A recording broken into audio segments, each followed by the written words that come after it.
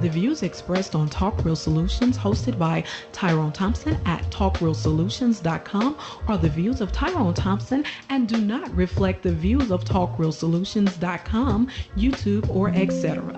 The content here belongs to Talk Real Solutions and its many contributors. Views and opinions expressed by all contributors belong to them and not TalkRealSolutions.com or Tyrone Thompson, the host, or etc. All data and information provided on the site is for informational purposes only. Talk Real Solutions makes no representations as to accuracy, completeness, correctness, suitability, or validity of any information on this site and will not be liable for any errors, omissions, or delays in this information or any losses, injuries, or damages arising from its display or use. All information is provided on an as-is basis.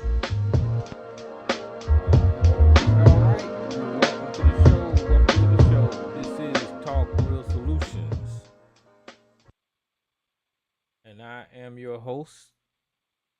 And why am I so low? Hold on for a second. Test. I don't know why it's low. So let me mess with this. See what I can figure out.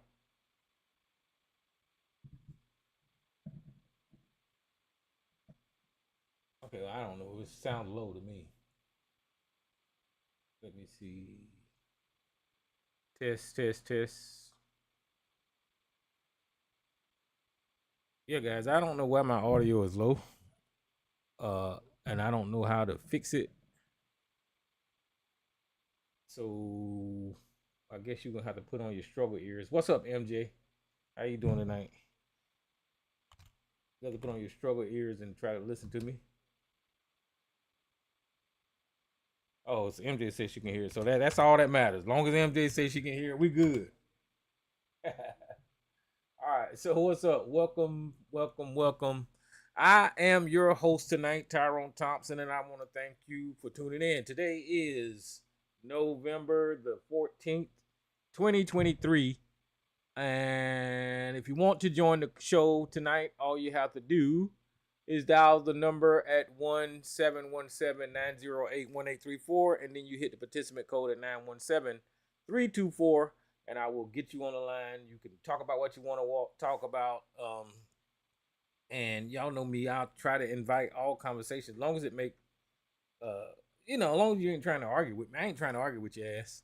I don't know what else to say about it. There's a lot of people that get on here and passionately take their position and try to convince others while they're angry and yelling that they're right. I mean, you can do that. I don't give a shit. It's entertaining. But I'm not going to get into my emotions with this shit no more. I don't know. I've kind of unplugged from, well, I ain't going to say I'm unplugged, but I don't watch as much about politics as I used to. For what? I'm not saying that I'm done with it, because I'm not. Of course, I live in America, and it interests me politically what direction this country is going in. So, of course, I'm going to pay attention. But at this point in time, getting all up in my feelings and doing all that kind of stuff is not worth it. What's up, Handyman and ABC? So yeah, but of course, y'all know I got some political speak for y'all tonight. So I'm going to talk about that some, and I'm going to talk about some other things. So yeah, here we are. We have not even got into the presidency of this idiot yet, and people are starting to realize that electing Donald Trump was probably a mistake.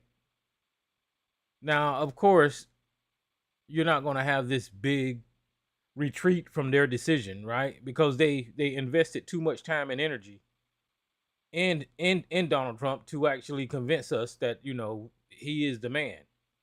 So they're not going to blatantly say that, they made a mistake But you can see in their reactions to the decision that Donald Trump is making that people kind of regret what they've done. And what they've done where they set democracy on a path to destruction. That's what they've done. They set the rule of law and the moral compass that America once had, barely had. They're just taking a sledgehammer to it and they're destroying this country. Mark my words. This isn't the beginning. The beginning started about 10 years ago. Whenever America took a stance to oppose the presidency of the first black president. So the beginning of the destruction of this democracy started about 10 years ago when they nominated and elected a sexual abusing, lying, cheating, orange idiot like Donald Trump. That was the beginning of the destruction of this country. And y'all saying, you might be saying, well, Tyrone, you're being too hyperbolic, or you're making. No, I'm not. No, I'm not. Because as you can see with some of the decisions and how they got made to put Donald Trump into office, that has nothing to do with the rule of law. It has nothing to do with democracy. It has nothing to do with the way America normally does business, which means the way the America as we know it, as we knew it growing up, does not exist anymore. Especially when you have a Supreme Court justice coronate someone and actually make them above the law. That is not democracy as we knew it growing up. Step by step, they're dismantling freedoms in this country. They're taking away rights of some, while trying to give more rights to others.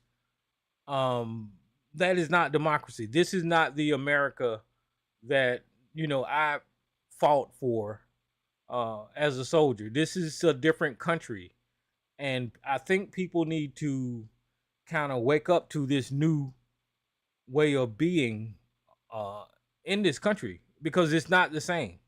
It's not the same. And how do you go forward like this? I have no clue, because this has never been done before. If you would have nominated and elected like the run-of-the-mill politicians, then yeah, you would have political debates about issues and policies and stuff like that. But you can't do that now.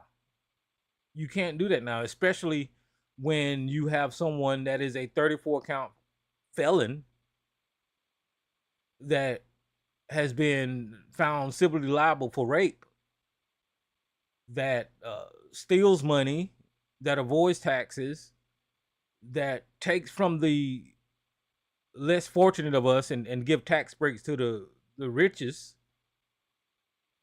in America. You can't argue, or somebody on my level can't argue with that type of power. And just to put a nail into what I'm saying here, whenever you talk about oligarchs and billionaires and people influencing the election, I want you to just take a look at Elon Musk, the richest man on the planet, who invested millions of dollars into a social media platform so he can control propaganda, right?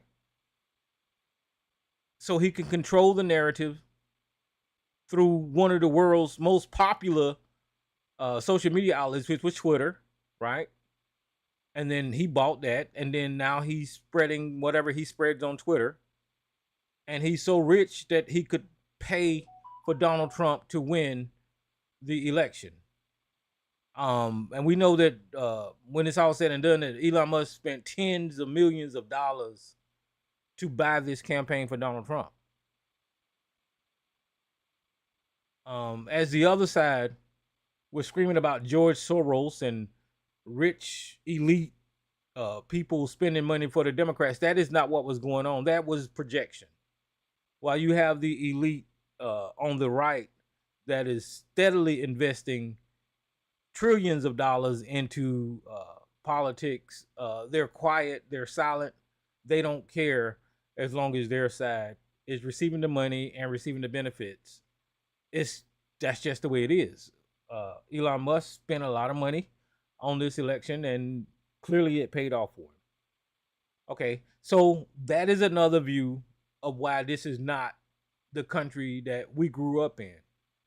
Because you have this one guy with a lot of money and influence that was able to spend his money on a social media platform, control the narrative through that media outlet, then take his money and show up at campaign rallies on the stage as the world's richest man for one political candidate. I'm not making this up. So we've seen it. Right? So what was the influence of Elon Musk doing all that? Well, he got a lot of confused motherfuckers to follow him, right? The Joe Rogans of the world, and all of the white supremacists and racists and people who just don't like freedom and fairness in this country, especially when it comes to African Americans, right? And when you strip everything away, that's really where the battle line is. That's where the battle is what rights can we keep away from black people? I've always talked about racism as being a black and white issue in this country, and this is no different than any other time that I've put this before you before. This is about black versus white. That's what this is. I went over the exit polls last week, and you can see where black people voted at, and you can see where everybody else voted at. So it's always been about racism, and people always push back on me when I talk about racism because they've been programmed to do so instead of accepting the conversation for the seriousness that it is and actually having the conversation. I always said that America's biggest problem and was not dealing with its original sin when it comes to racism and equality in this country. And unless you deal with black people, this country is always going to have a problem. Other groups are going to have a problem. Unless you fix that thing that never got corrected in this country, you're always going to see some type of a large, strong pushback when it comes to trying to get equality in this country, because they know that's a winning ticket. You can see at the end of this political campaign, instead of them talking about Mexicans coming over the border, they started talking about black people eating dogs in Springfield, Ohio. It's always been that. Is that whenever everything else fails, point to black people and say that they're the problem, and you're going to win whatever argument you're in. That's just the way it's always been. And that's exactly what happened in this campaign here. You know, as African Americans, we got a big heart. We want to invite everyone up under the tent. We want to have a coalition of what they call it now, people of color. They want to have all these people of color and, you know, fairness for everybody. You know, I've even got on here and I've spoke towards how wrong Israel is treating the Palestinians, right? I've got on here and talked about how bad it was that. Hold on, I can't do two things at one time, so I don't want to do that. I talked about how bad it was that Israel is doing whatever they're doing to that country over there and dividing them apart and all this kind of stuff. And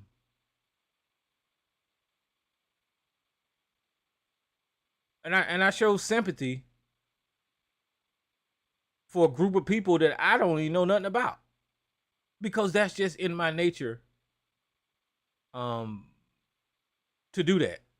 That's just who I am as a human being.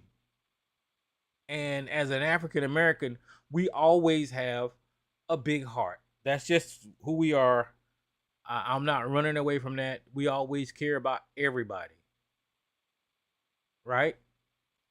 And as I pull up these exit polls, I can show you how stupid I was and other black people in this country was for having that type of emotional connection to other people. Uh the people of color, if you will, right?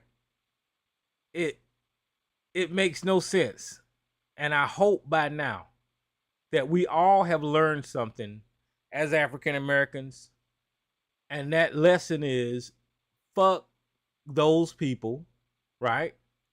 Fuck all of those other groups.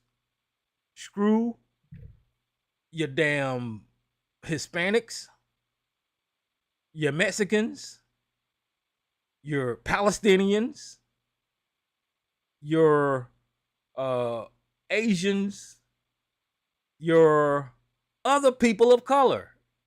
These people don't give a shit about this country, and they only care about white supremacy and putting their foot on the necks of black people.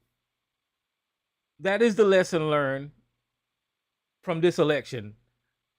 If there was any takeaway from this election, that is the lesson learned. Because whenever these people went to the polls, they your white women's movement, fuck y'all. I remember when Donald Trump first got in office, there was this women's movement in Washington where the women wore these foam vaginas on their head and all this kind of stuff, and black women joined that movement, and everybody was talking about fighting for women and all this kind of stuff. I know y'all remember that. If there's a cause like that comes out of this election and black women join that movement, you are the dumbest people on the planet. If there's any movement or protest that involves the Palestinians, right, and black people join that movement, you are the dumbest people on the goddamn planet. Whenever it comes to immigrants coming over the southern border and people are telling us about how the immigrants need to be left alone, fuck them immigrants. The Asian people that got tagged by Donald Trump as bringing over the China virus, and all of a sudden all the Asians are getting discriminated. Fuck y'all. If you join a movement to support the Asians, then you're the dumbest people on the planet.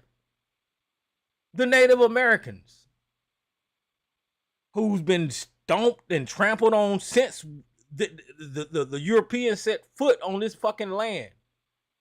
And black people always run to the forefront and try to stand up and defend the rights of indigenous people in this country. If you stand up defending indigenous people in this country and you are African American, you are the dumbest motherfucker on the planet after this election. Because every one of those groups, every one of those people of color, and I'm using quotation air quotes, every one of those people of color groups in this election voted against Black America. So don't look for me to display any more sympathy for the marginalized groups that I had sympathy for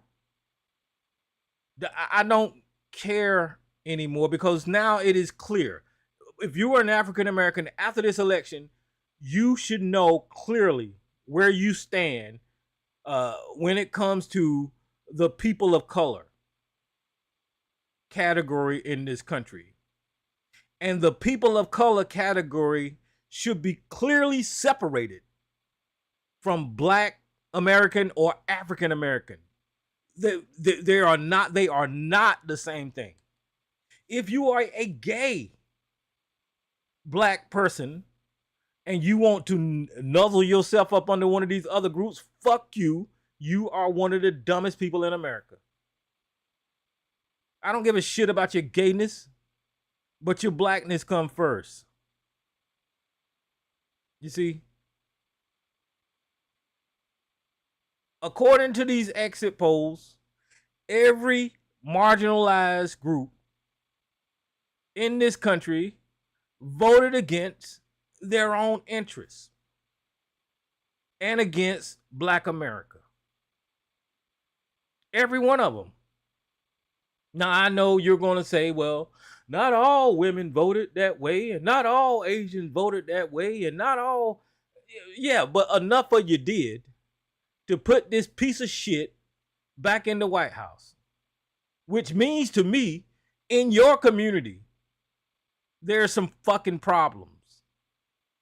You're not messaging right.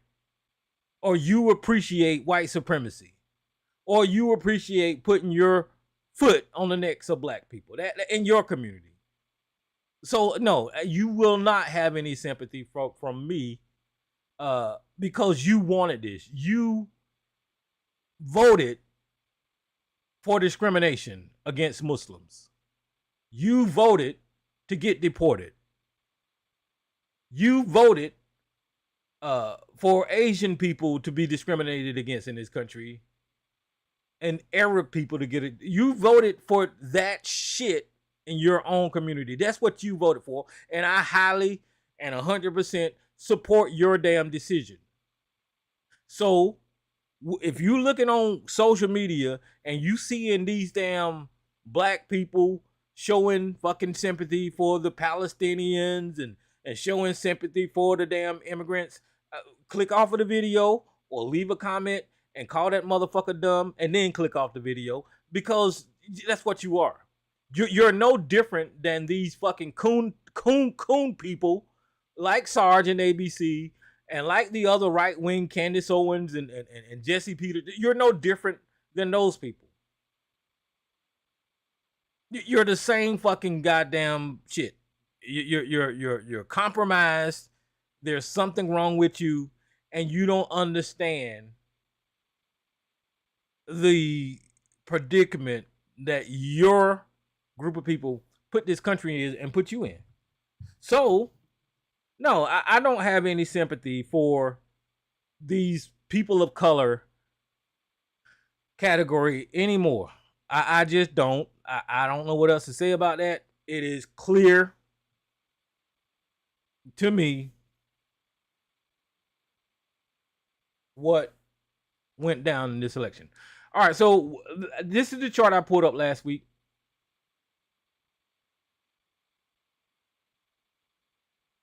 And that first category says men, 42% voted Democrat and 55% voted Republican. The women voted 53% for Harris and the 45 voted for Republican. But here's the next category that you can, this is pretty much, I can use this next category and you know where I'm coming from because it says white voting Democrat. And then it says black, white, are you white? And it said 41% voted Democrat and 57% voted Republican, which means white America want Donald Trump to be in charge. And then if you go right to the next line, you see 85% of Black people voted against Donald Trump. That is a overwhelming majority of my demographic, black people, voting against this racist piece of shit that is now grouped with the people of color, the Asians, the Native Americans, the Hispanics, the other in this country. They voted against the same interests that my demographic voted for. So right here, you can tell the difference, right? Now, you look at the next group and it says Hispanic or Latino, and you say, well, they voted over half for Democrats. Yes, they did. But whenever you look at 46% of them motherfuckers voted for goddamn Republicans, that means that 46% of them want Donald Trump to be in fucking charge. That is not enough Hispanic people voting for a betterment of their community. As a matter of fact, it's too many Hispanic people voting against their own interests when it comes to voting for Republicans. The same deal can be said with the Asians. Same deal with the others. And then if you go down to the next block and you look at the American Indians, I put my mouse on it. The Native Americans, only 34% of Native Americans voted for Kamala Harris and against Donald Trump. Now, I remember when Donald Trump first got in office, first got elected, and they had the debate about the Keystone Pipeline, right? And here I was on here screaming about how the government shouldn't be trampling on sacred lands, and the Native Americans have the right to protest to protect their land that was given to them in a treaty back in the day. And Donald Trump said, fuck you and your graveyards and your secret land and your ancestors. We're going to run a fucking oil pipeline right through this motherfucker. And that's what he did. And I remember saying how wrong that was, you know, and how, you know, it's fucked up that Donald Trump wanted to just denigrate and decimate and destroy the Native American land with that Keystone Pipeline, right? So, but today, Mr. and Mrs. Running Toe or Crow Fly High or whatever the fuck your name is, I hope they drill all the goddamn pipelines through all of y'all fucking sacred lands. I hope that I hope that they put another motherfucking stone head statue on Mount Rushmore of Donald Trump on y'all sacred land. Since you voted for it, you want that shit too. The Native Americans are the most fucking dumbest people after this election. I don't know how the fuck they wound up voting Republican. You know, I live in a town called Lumberton, North Carolina, and we have Lumbee Indians in the area that I'm from, and they just as MAGA. It's confusing to me because white people don't give a shit about them, and they just as MAGA as you can get. But what is going on in the Native American mind is that they're not black, and black is the lowest of the low, right? And they fell for the whole propaganda of black being evil and bad and all this kind of bullshit. So long as they're not black, they're going to vote and support the white guy, and that's exactly what they did. So fuck them. I don't know what else to say about the Native Americans. For you fucking dumbass motherfucking black people who pretending y'all fucking Native American and your Dan Callaways and all this kind of, y'all's a bunch of dumbasses. And this is what I've been saying about this country the entire time. About how it is a racist ass country with the most evil people that ever walk this planet in charge. Think about it.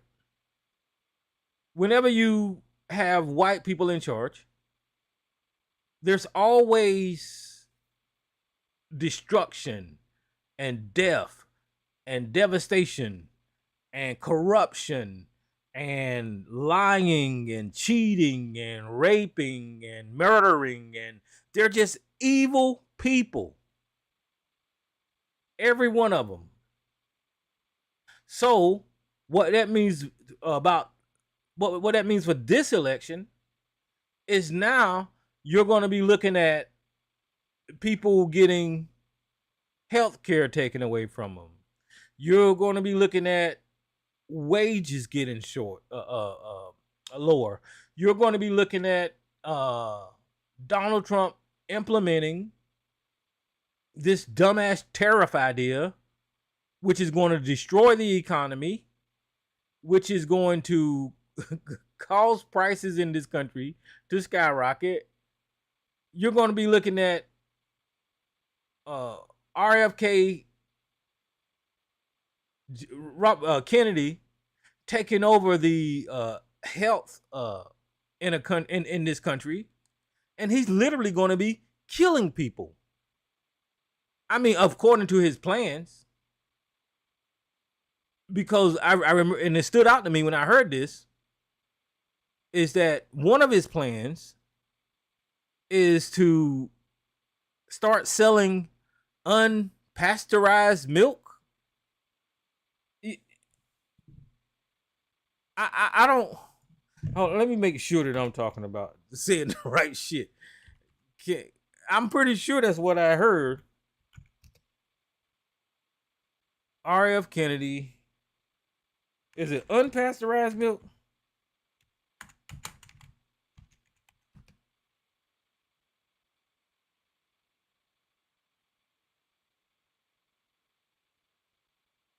Raw milk.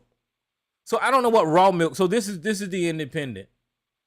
But I'm assuming that raw milk is unpasteurized milk. Now, I don't know, but this is just going to show you that I paid a little bit of attention in school whenever it comes to milk. But I remember the story about Louis Pasteur, right?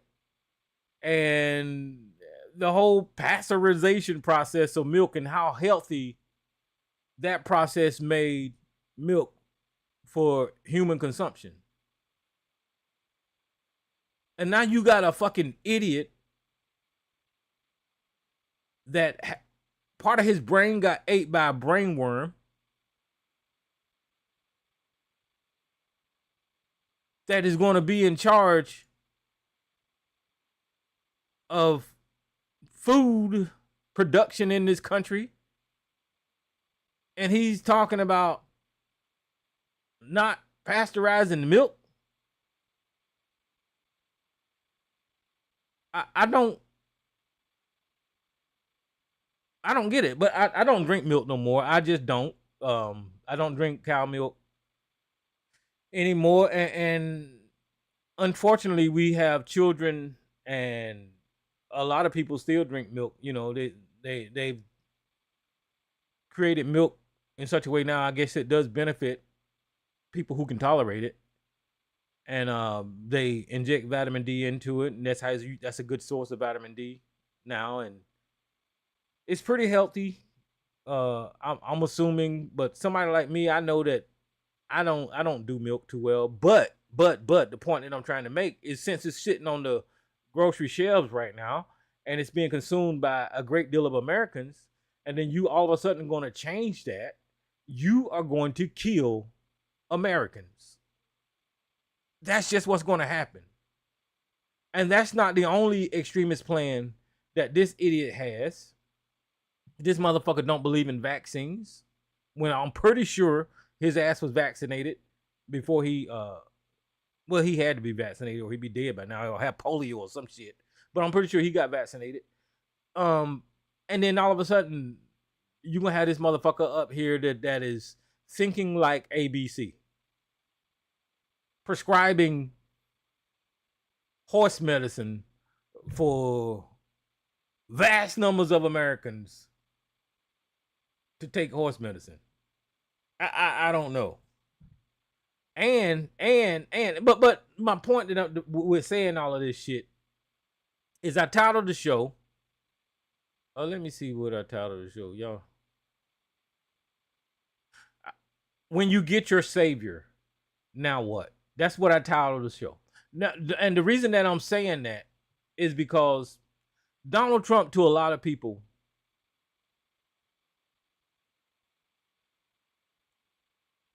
was to come into the office,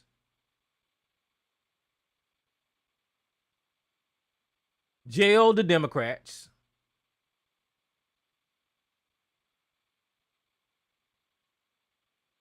convict Joe Biden and the Democrats of crimes, create jobs,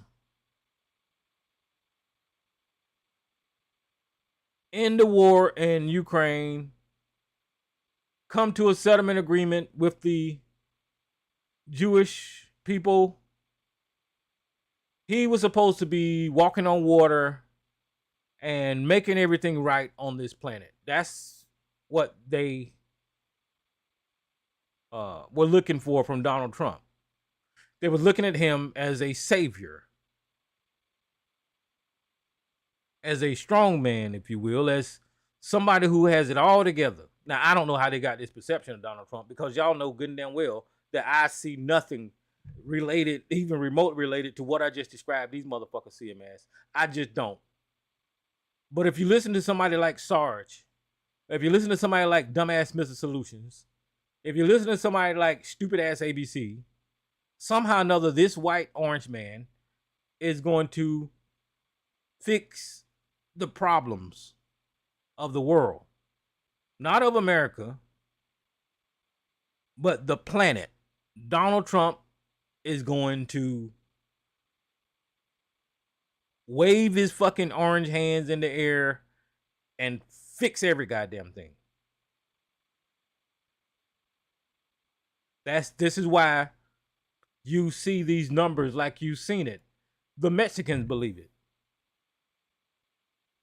The Asians believe it. The American Indians believe it. White women believe it. Latino men, Latino women, they believe it.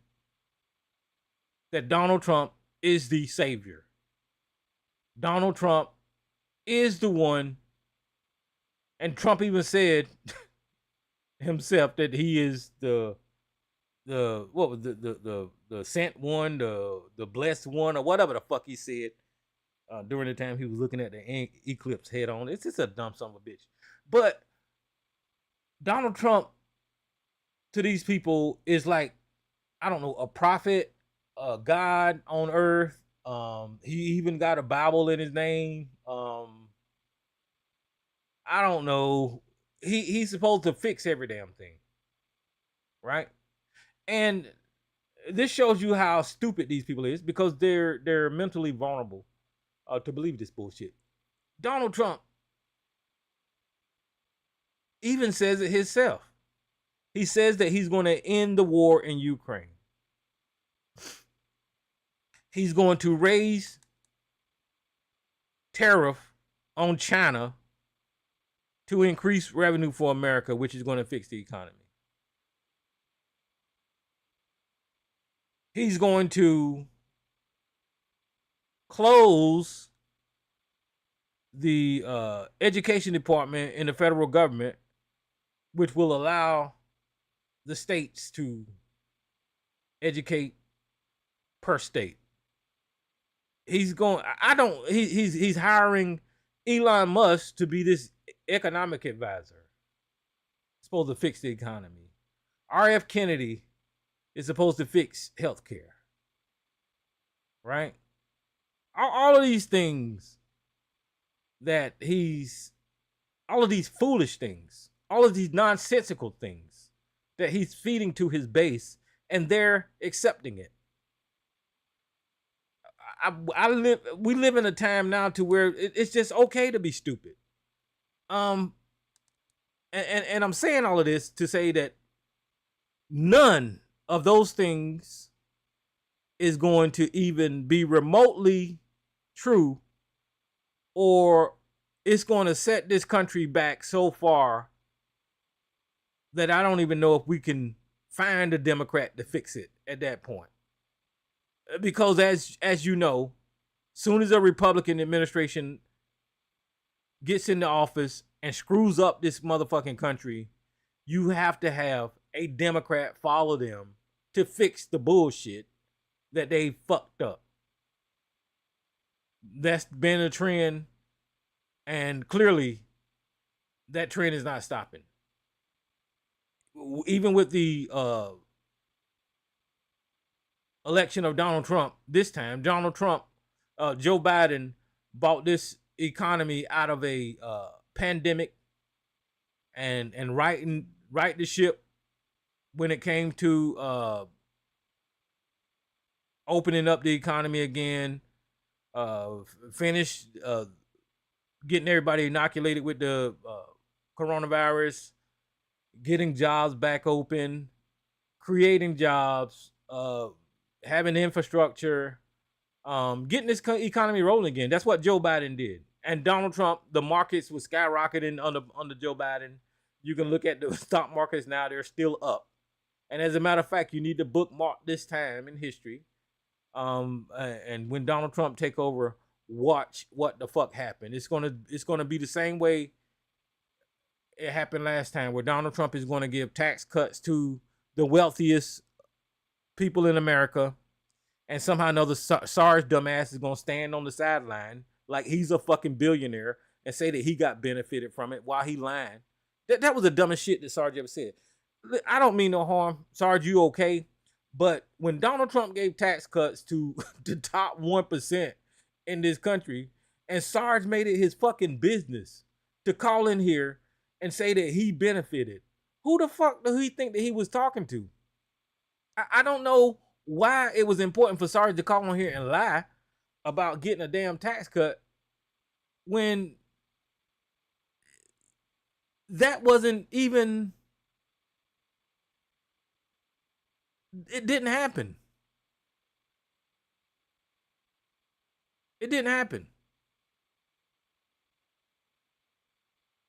So, and that's the type of people that you're dealing with when you're dealing with these fucking cultists, these zombies, is that they will try to convince themselves and convince you of the lies that Donald Trump tells.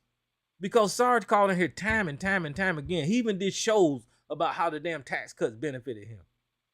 You know, and I guarantee you, if he called in here tonight, he will lie again to this audience, and we know better, about how that fucking tax cut benefited him. He's a fucking lie.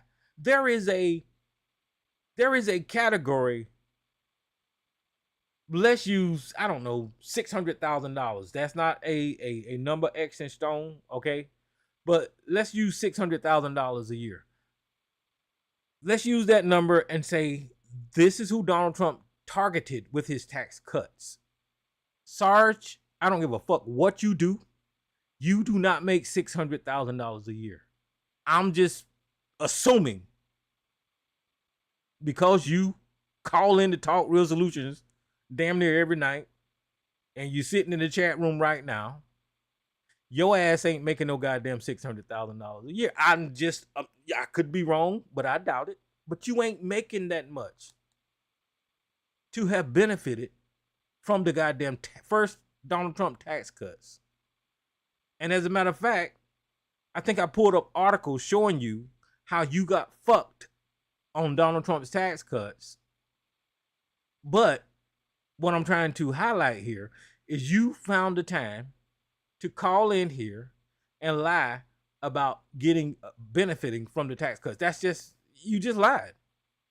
You know, and I'm not trying to down you or nothing, but I'm trying to point out how fanatical you guys are when it comes to these stupid ass policies that Donald Trump put forward. y'all will just bend over backwards and lie. Just like Mr. Solutions would probably tell that same goddamn lie that he benefited from the damn Trump tax cuts. No, you did not. No, you didn't. That's just a lie. As a matter of fact, I think people had to pay into this shit more. I don't know. I'm not going to relive that. But the point that I'm trying to make is that they lie for Donald Trump. So he would call in here and he would try to validate Donald Trump claiming that putting tariffs on China is going to benefit Americans. That, I don't know. Whenever China sell TVs and America is getting the TVs at, I don't know, $50 a television. So they're selling a lot in America for $50 a television. So now that's too much, too many TVs being sold in America at $50 from China. So now America want to put a tax on those $50 TVs, and now the TVs is going to be coming from China for $80, right? You ain't gonna still get that damn $50 television. Your television is gonna go up, I don't know, to accommodate for whatever America put on China. That's just the way it fucking works. I don't know what else to say about that. And now who will probably benefit, and I'm guessing if China plays ball, is clearly that'll be more revenue for the government, I'm assuming.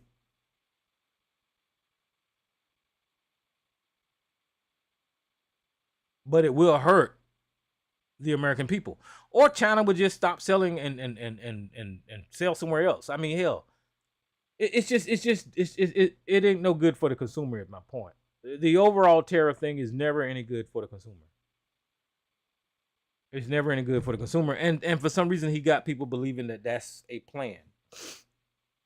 And then the most recent news that is going on now is about Matt Gaetz, of all people. Matt Gaetz, an accused sex trafficker who slept with underage girl, has been chosen by Donald Trump to be the Attorney General. There's all kinds of things wrong with that. Namely, that Matt Gaetz was under investigation from the Department of Justice himself. And now they're going to put him in charge of the Department of Justice.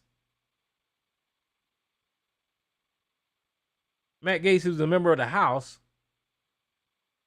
and he just relinquished his job as a congressman from Florida, I believe. And that's because they was getting ready to release this report explaining what Matt Gaetz, detailing what Matt Gaetz done in his sex trafficking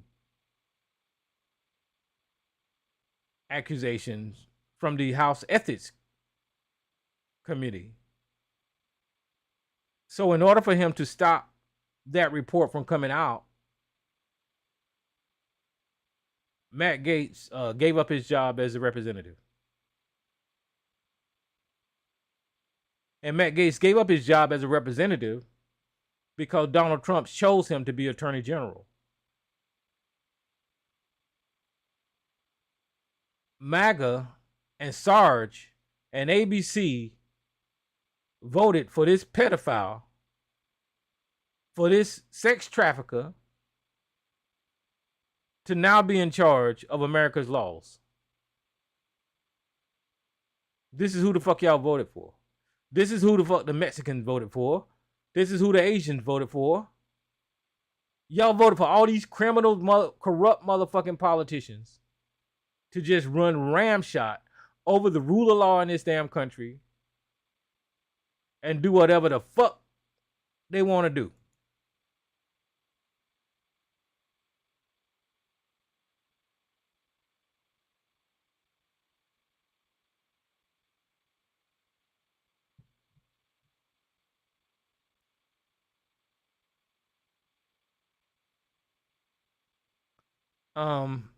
Okay, where my damn browser won't go back. Okay, there it go. Yeah, and that's not the only that's not the only bad thing that Donald Trump has done. Jesus Christ.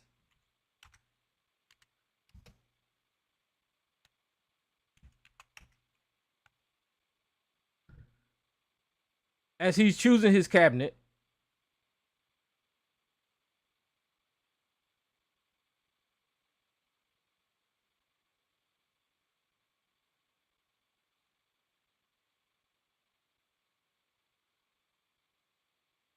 Donald Trump is going down choosing.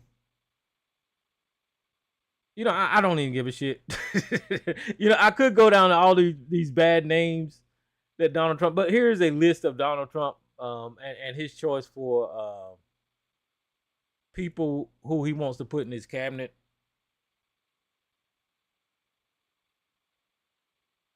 And these people are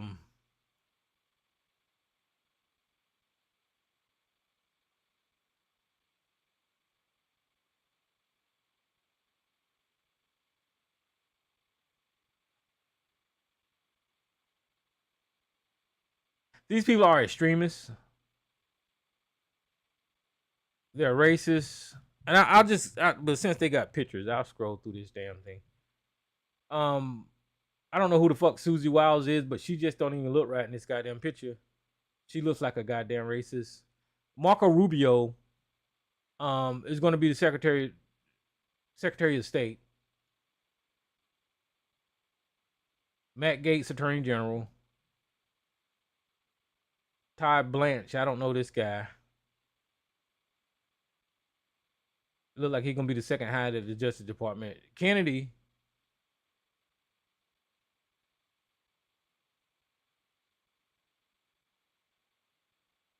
is to lead the Department of Health and Human Services. Doug Collins, I don't know who this guy is. He don't look right either. This lady right here is a fucking racist, Elise Stefanik.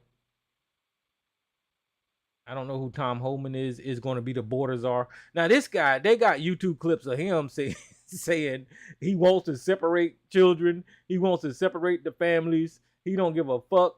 He gonna kick you out of this goddamn country. This guy right here is who you fucking Latino people, you Mexican people, whoever, y'all voted for this guy to kick y'all ass out of the damn country. And more power to him. So this is going to be the person that is responsible for kicking you guys out of the country.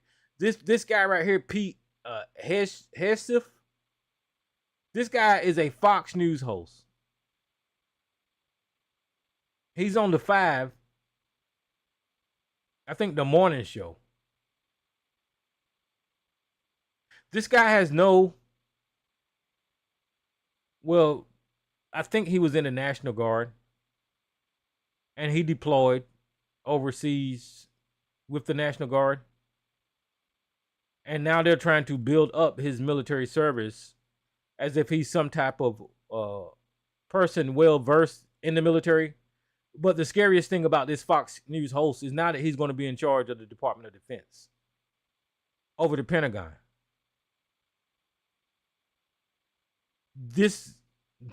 America is about to be the weakest military that ever existed in history whenever you start hiring amateurs like this to be in charge of the Department of Defense.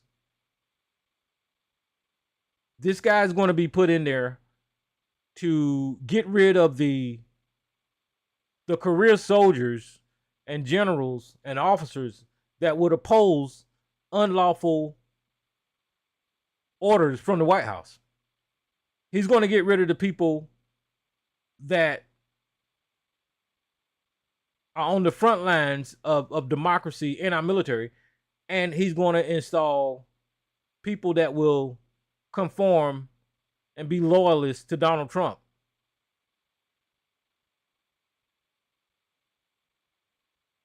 And the reason that should scare every motherfucking body in America is because once he gets rid of those people that knows right and knows not to follow a unlawful order, Donald Trump can take that military and do whatever the fuck he want to with it. Because those fucking yes men will even turn the military on the United States citizens. We've seen him do it before in Washington. Whenever he had the protesters up there and he had the military shoot tear gas or the police shoot tear gas at him and all this kind of bullshit. We've seen him do it before, so he don't give a shit about turning the military on Americans. And this guy, Donald Trump ass kisser, is going to be in charge of the Department of Defense. Mike Waltz, I don't know, the National Security Advisor. Kristi Noem, there was a report about her shooting her fucking dog. And now she's going to be DHS, Department of Homeland Security. Secretary of Interior, I don't know this guy. John Ratcliffe. Tulsi Gabbard, the Democrat, quote, Fox News host, quote, independent, quote, and now she's a Republican. Listen, Kristi Noem, Tulsi Gabbard is one of these people that, I don't know, this is a conspiracy. In the Democratic Party, you have people that hold that title as Democrat, right?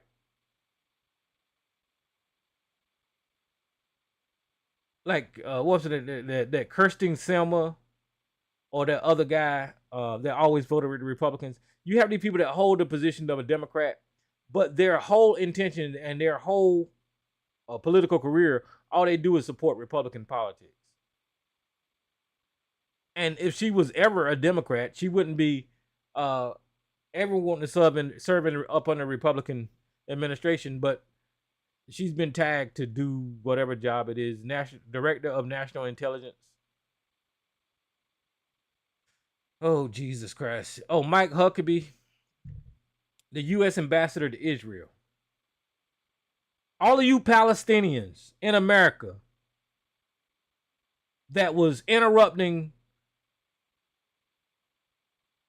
the Democrat National Convention with your Palestinian messages. All of you Palestinians that was telling the Biden administration that they're not doing enough for Palestine. All of you Palestinians that have gotten on social media and said that the black support for Palestine wasn't great enough and pointing the finger at black people and saying that we're not speaking out loud enough to support Palestine. Y'all voted for Donald Trump. So now you're going to get this motherfucker, Mike Huckabee, who don't even acknowledge your motherfucking ass, is going to be an ambassador to Israel, and he's for the completion of the elimination of fucking Palestine. He don't even think that Palestinians exist. You remind me of the people that scream for reparations from only the Democrats. Only the Democrats can provide reparations. And these Palestinians was only interrupting Democrats whenever it came to this last election. Now, I never seen a Palestinian protest at the Republican National Convention. I never hear a Palestinian asking Republicans for shit. Now that you voted for Donald Trump, you're going to get exactly what you fucking deserve. And I hate to put it like that, but you're going to get it. Because now that this guy is going to be the ambassador to Israel, he ain't going to give two less than a fuck about your existence, about the rights of the Palestinian people. He's going to finish the genocide that Israel started with the support of the American weaponry and dollars. That's just what that's you Arabs that voted for fucking Donald Trump. Y'all just as fucked up as anybody else. And then here's another idiot, Vivek Ramaswamy. I guess I can't say he's an idiot because he got put on the cabinet. But here's another dumbass, Vivek Ramaswamy.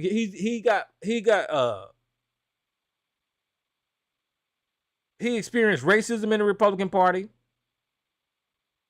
What's that girl name? Laura Ingraham? Not Laura Ingraham. What's that other crazy lady name? But she told him that she would never vote for him because he's a Muslim or Indian or something like that.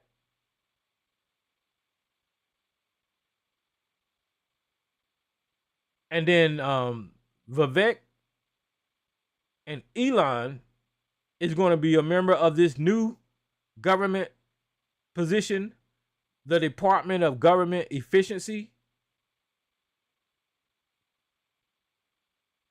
And somehow or another, they're going to open a cabinet for cryptocurrency. And I guess these two going to be in charge of that. And then I guess you got the rest of the racist staff down here. Who is this?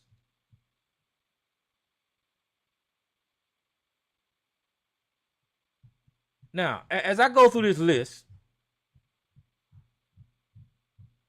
see, I bring it full circle.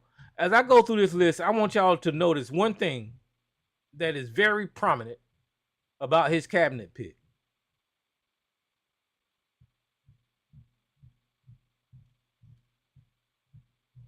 I don't see any black people in his cabinet.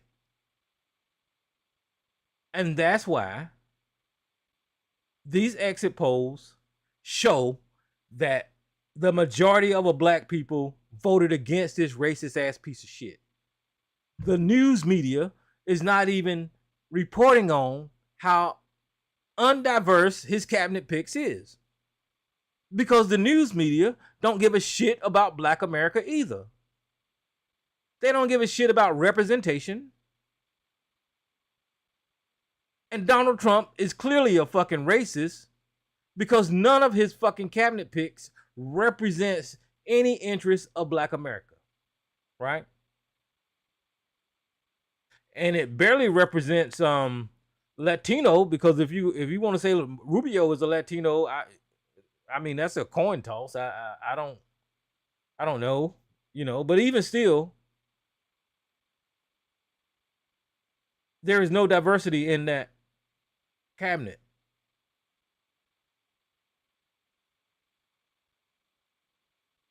When he made Ben, whatever his fucking name is, in charge of the hood, that was a racist pick. But he only did that to satisfy black Americans, which it didn't. But clearly, this cabinet is going to be all white.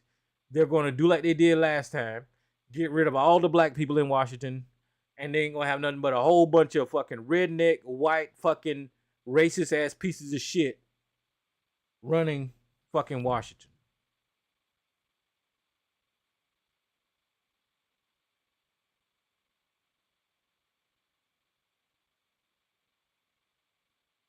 All right, what time is it? Am I talking long enough?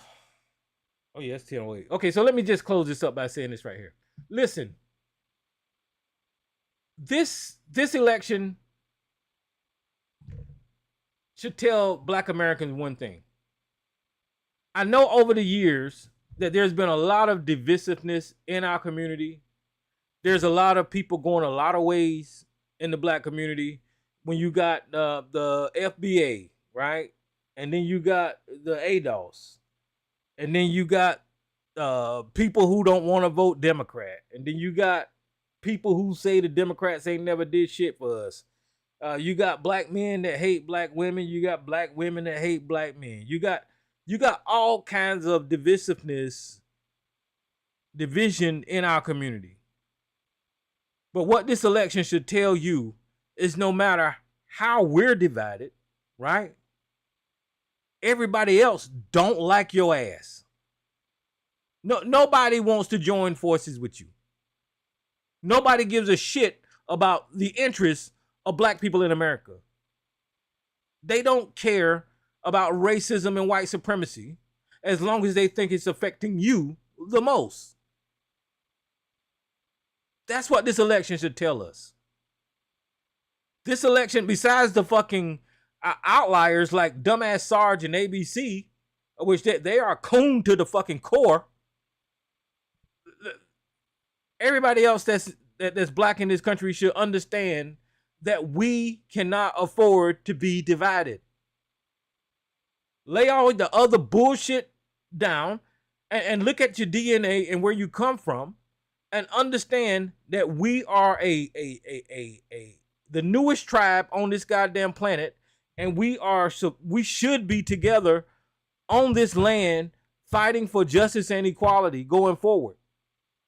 All of this shit trying to see if you can have a viewpoint of the right, of conservative right, all that dumb shit, fuck all that. Our interests should come first. The conversation that we should be having is about how we can affect politics as a group, what we can do.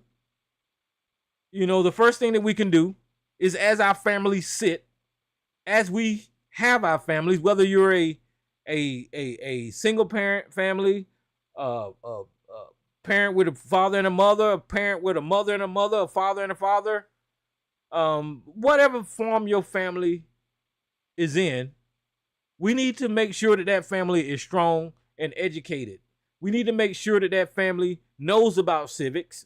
We need to make sure that family has some idea of politics in this country. And the reason that that's important, because soon as your child or kinfolk walk out of the damn house, they're going to be faced with that shit head on. So they can know how to maneuver when they're confronted with this bullshit. Because it's going to happen. It's going to happen as these people are more emboldened. As the police officers are more emboldened, as these Karens at Walmart and people at your job are more emboldened, you're going to be confronted with this bullshit. That's going to happen in this country, all over the place. In your child's school, it's going to happen. So what I'm saying is, as African Americans, we need to stop getting on social media and trying to talk shit about one another when it comes to politics, right? I don't know how to fix that, because you got somebody who's financially invested and confusing your ass on social media. When you see these clowns on social media dividing you based off of fucking politics, that's all they're trying to do, is get your donations and your asset and the assets money that is provided to them. That's it. You need to be aware of that. You need to be aware of people like Boyce Watkins, who is just using you as a model to make money for the Asian people. See, somebody like him has sold out a long time ago, and they're able to shuck and jibe and skin and grin to the black community to convince our people that he has our best interests at heart, when he doesn't. I should upload that Charles Wu video, but I might get flagged down. I got it. And y'all can see Boyce Watkins and Charles Wu coming together and conspiring against the black community, and it's working. It works. When people strategize like that, it had some type of benefits, and that's the reason that they keep doing it. The reason Tariq Nasheed does what he does is because it's making him money, right? It's making him money. The reason ADOS do what they do is because it's making them money, right? If I could have any one message to that group of people, to those guys, is to just change y'all focus away from your own people and focus on the real enemy. It won't take much to do that, to redirect interests away from your own community and direct it where the attention needs to be directed, toward the people that hate you, to the people that is oppressing you, to the people who has the largest prison industrial complex on the goddamn planet that is housing your goddamn people.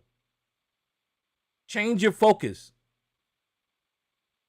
And if you want to talk to our people, try elevating them and educating them and talking them out of doing crazy stuff. And I'm not fucking naive. I know that in our community, because of the way we landed in this country and the way we are in this country, there are going to be people that does things wrong, and that those people are going to exist, but they exist in all communities. We don't need to highlight that shit, right? You're going to have your P. Diddy's and all of that. You're going to have those people. We need to call out that bullshit because it's wrong. And we need to move on to a more progressive message, positive message for the youth.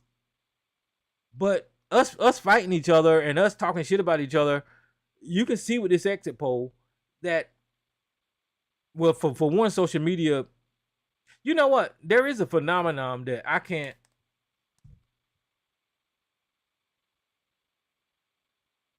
Okay, I have to pull it up later. There's a phenomenon in this election that I noticed last week when I was talking to Sarge. Because last election cycle, Donald Trump got damn near the same amount of votes that he got in 2020. This election cycle, he got damn near the same amount of votes, right? So that means the same number of people voted for Donald Trump in this election that they did in the last election. But what happened was about 20 to 30 million motherfuckers didn't vote for Kamala Harris. So I'm trying to figure out who was those people, right? Because they didn't vote for Donald Trump. They just didn't show the fuck up. So that's the question that needs to be answered. And maybe I'll do some research and try to find out some polling on who didn't vote this election cycle. And people are running around here saying that Trump cheated and Elon Musk rigged the election, and there's a whole lot of conspiracies out there. You know, I'm not buying into that right now. I just go by the numbers of people who voted, like things like this poll.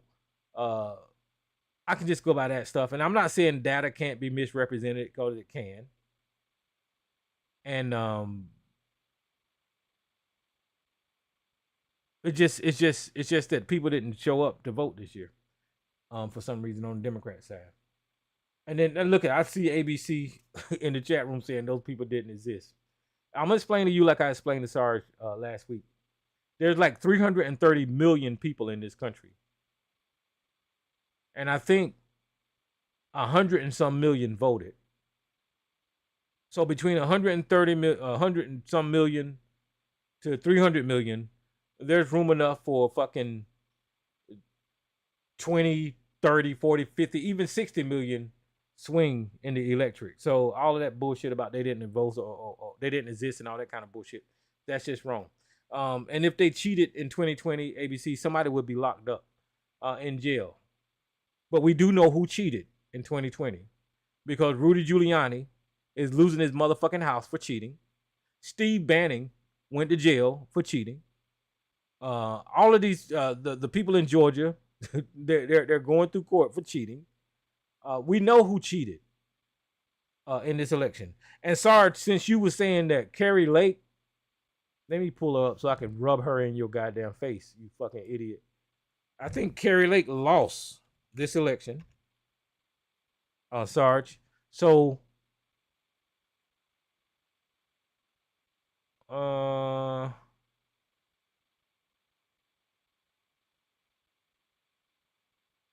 let me see.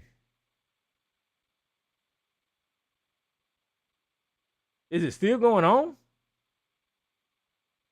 The Arizona Senate race, the Democratic Carrie Lake contest, one of the most closely watched. Well, it's got him to be the projected winner on this result right here.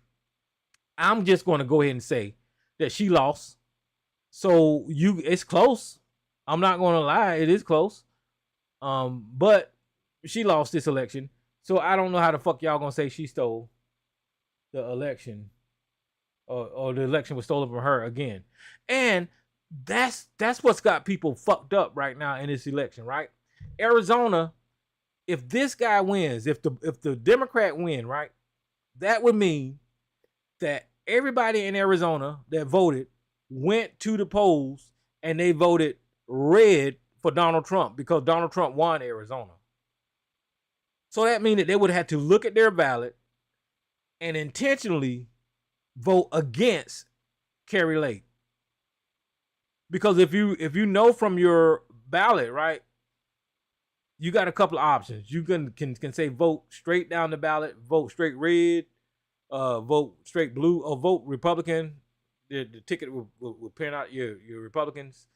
Check off your Republicans, or you can say vote straight Democrat and then check off all the Democrats. Or you can go through and choose whatever option you want, right? I'm lazy. I go through there and I say vote the Democrat down the ticket. That's what I do. That's what I did this last time.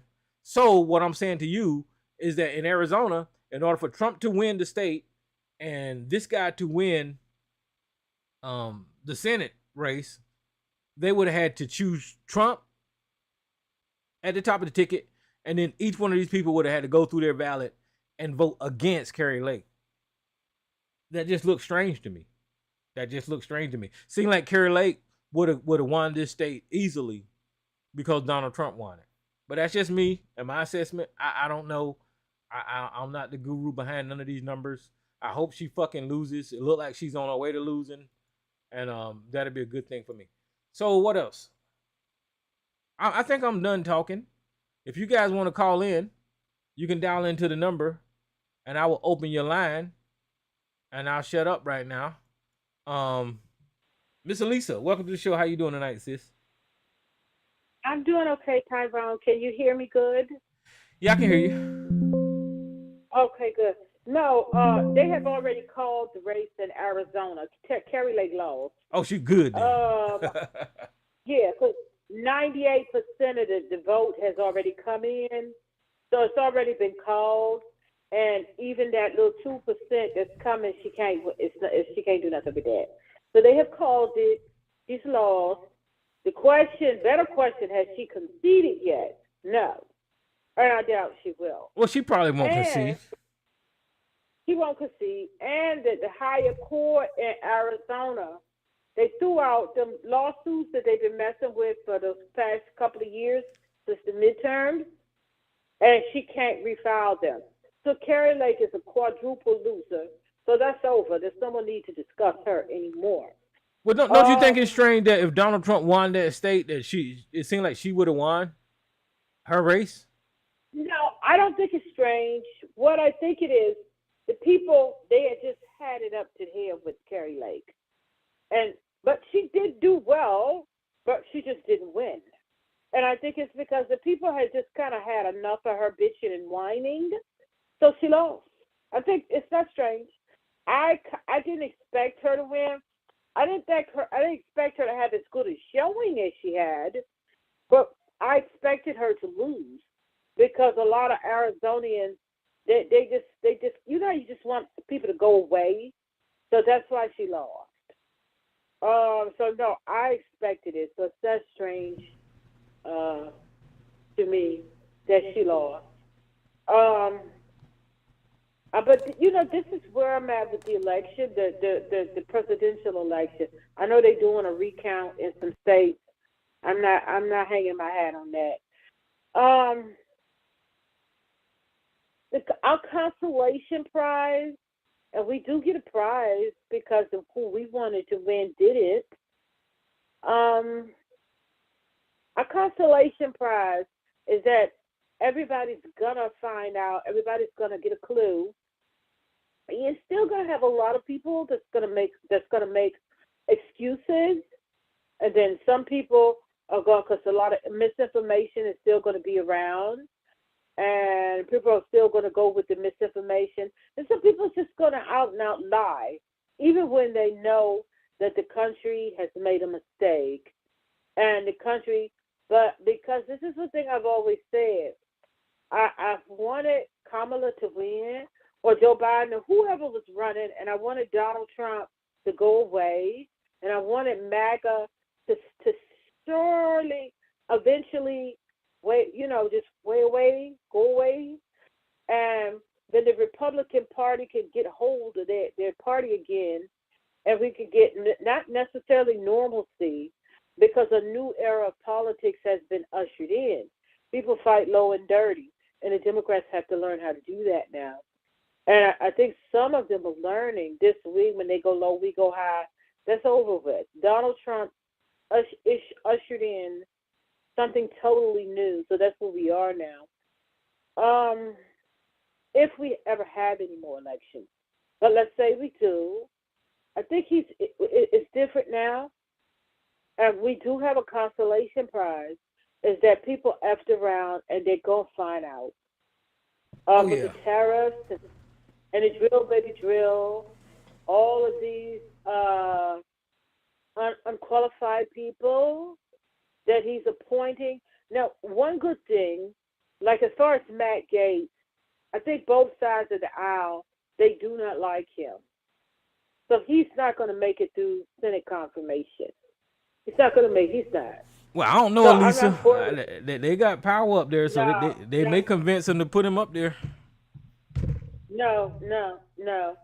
Matt Gaetz is disliked, despised by a lot of Republicans. He is not going to make it. Well, the reason. And then the reason that I'm saying that is because he gave up his seat. Like they was getting ready to release that report, so he gave up his house seat. And now they won't release that report. So I'm thinking that he know that he's going to get confirmed. That's why he gave up his seat. No. I disagree. He gave up his house seat so they wouldn't release that dossier and that information, because they can't.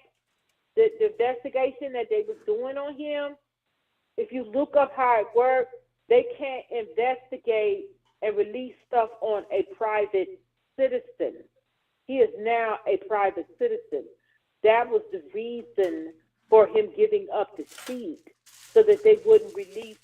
Who knows what's in that? Who knows what's in that report?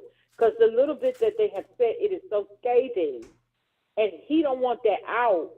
Donald Trump did him a solid by nominating him so people could take their mind off of that. And then he could say, well, because I'm going to be up for Senate nomination, I'm going to be Attorney General, I'm going to step down.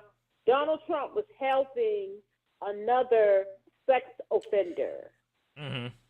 That's why he stepped away from his seat, because that will stop them from releasing that report, the dossier. That's what that was about. If you look it up, because he stepped down and he is now a private citizen, they're not going to release it, because there's some type of rules and regulations when it comes to investigating and releasing things publicly. Well, that's the House. Private citizens. That's the House. The House Ethics Committee, and they investigate people in the House. And since he ain't in the House no more, that's why they ain't do it. Yes. But what I'm saying though is that Matt Gaetz is a smart guy, and I don't think that he would have gave up his seat if he don't know if he was getting something in return. Tyrone, he gave up his seat because he don't want that release. Mm-hmm. We don't know what's in that. We don't know how devastating that is. That could kill his, because he is a lawyer. So that could kill his career and possibly lead to criminal charges. He doesn't want that released. So that Donald Trump did this to help another sexual offender. If something is devastating that they about to release, you don't want that released, you would do the same thing, because it's the House Ethics, like you said. So no, but people are saying that they should release it because it is public information. We paid for that investigation. Mm-hmm. So they should release it. But I doubt they will. That was the reason for, because they was if he had not jumped up and resigned his seat, he had not jumped up, because just because he's nominated for Attorney General, that doesn't mean he's going to pass the Senate confirmation. So nobody just dumps their seat because they got a nomination. He is despised on both sides of the aisle. Well, So you don't do that. and we kind of know what's in that investigation, because the guy that he was doing it with is. No, we don't. What I'm trying to say It's in jail. the guy that he was doing the sex trafficking with went through the court proceeding, and they were just naming Matt Gaetz through that same court proceeding as like an unknown co-conspirator. But everything that guy was accused, everything that guy was accused of, Matt Gaetz was accused of the same thing. But that guy ended up getting wait a minute. That guy ended up getting 10 years in prison, and they winded up. I know that. They winded up not sentencing Matt Gaetz, and they had the House Ethics Committee investigate him. So what I'm trying to say is that the same thing that guy got accused of, Matt Gaetz was doing it too.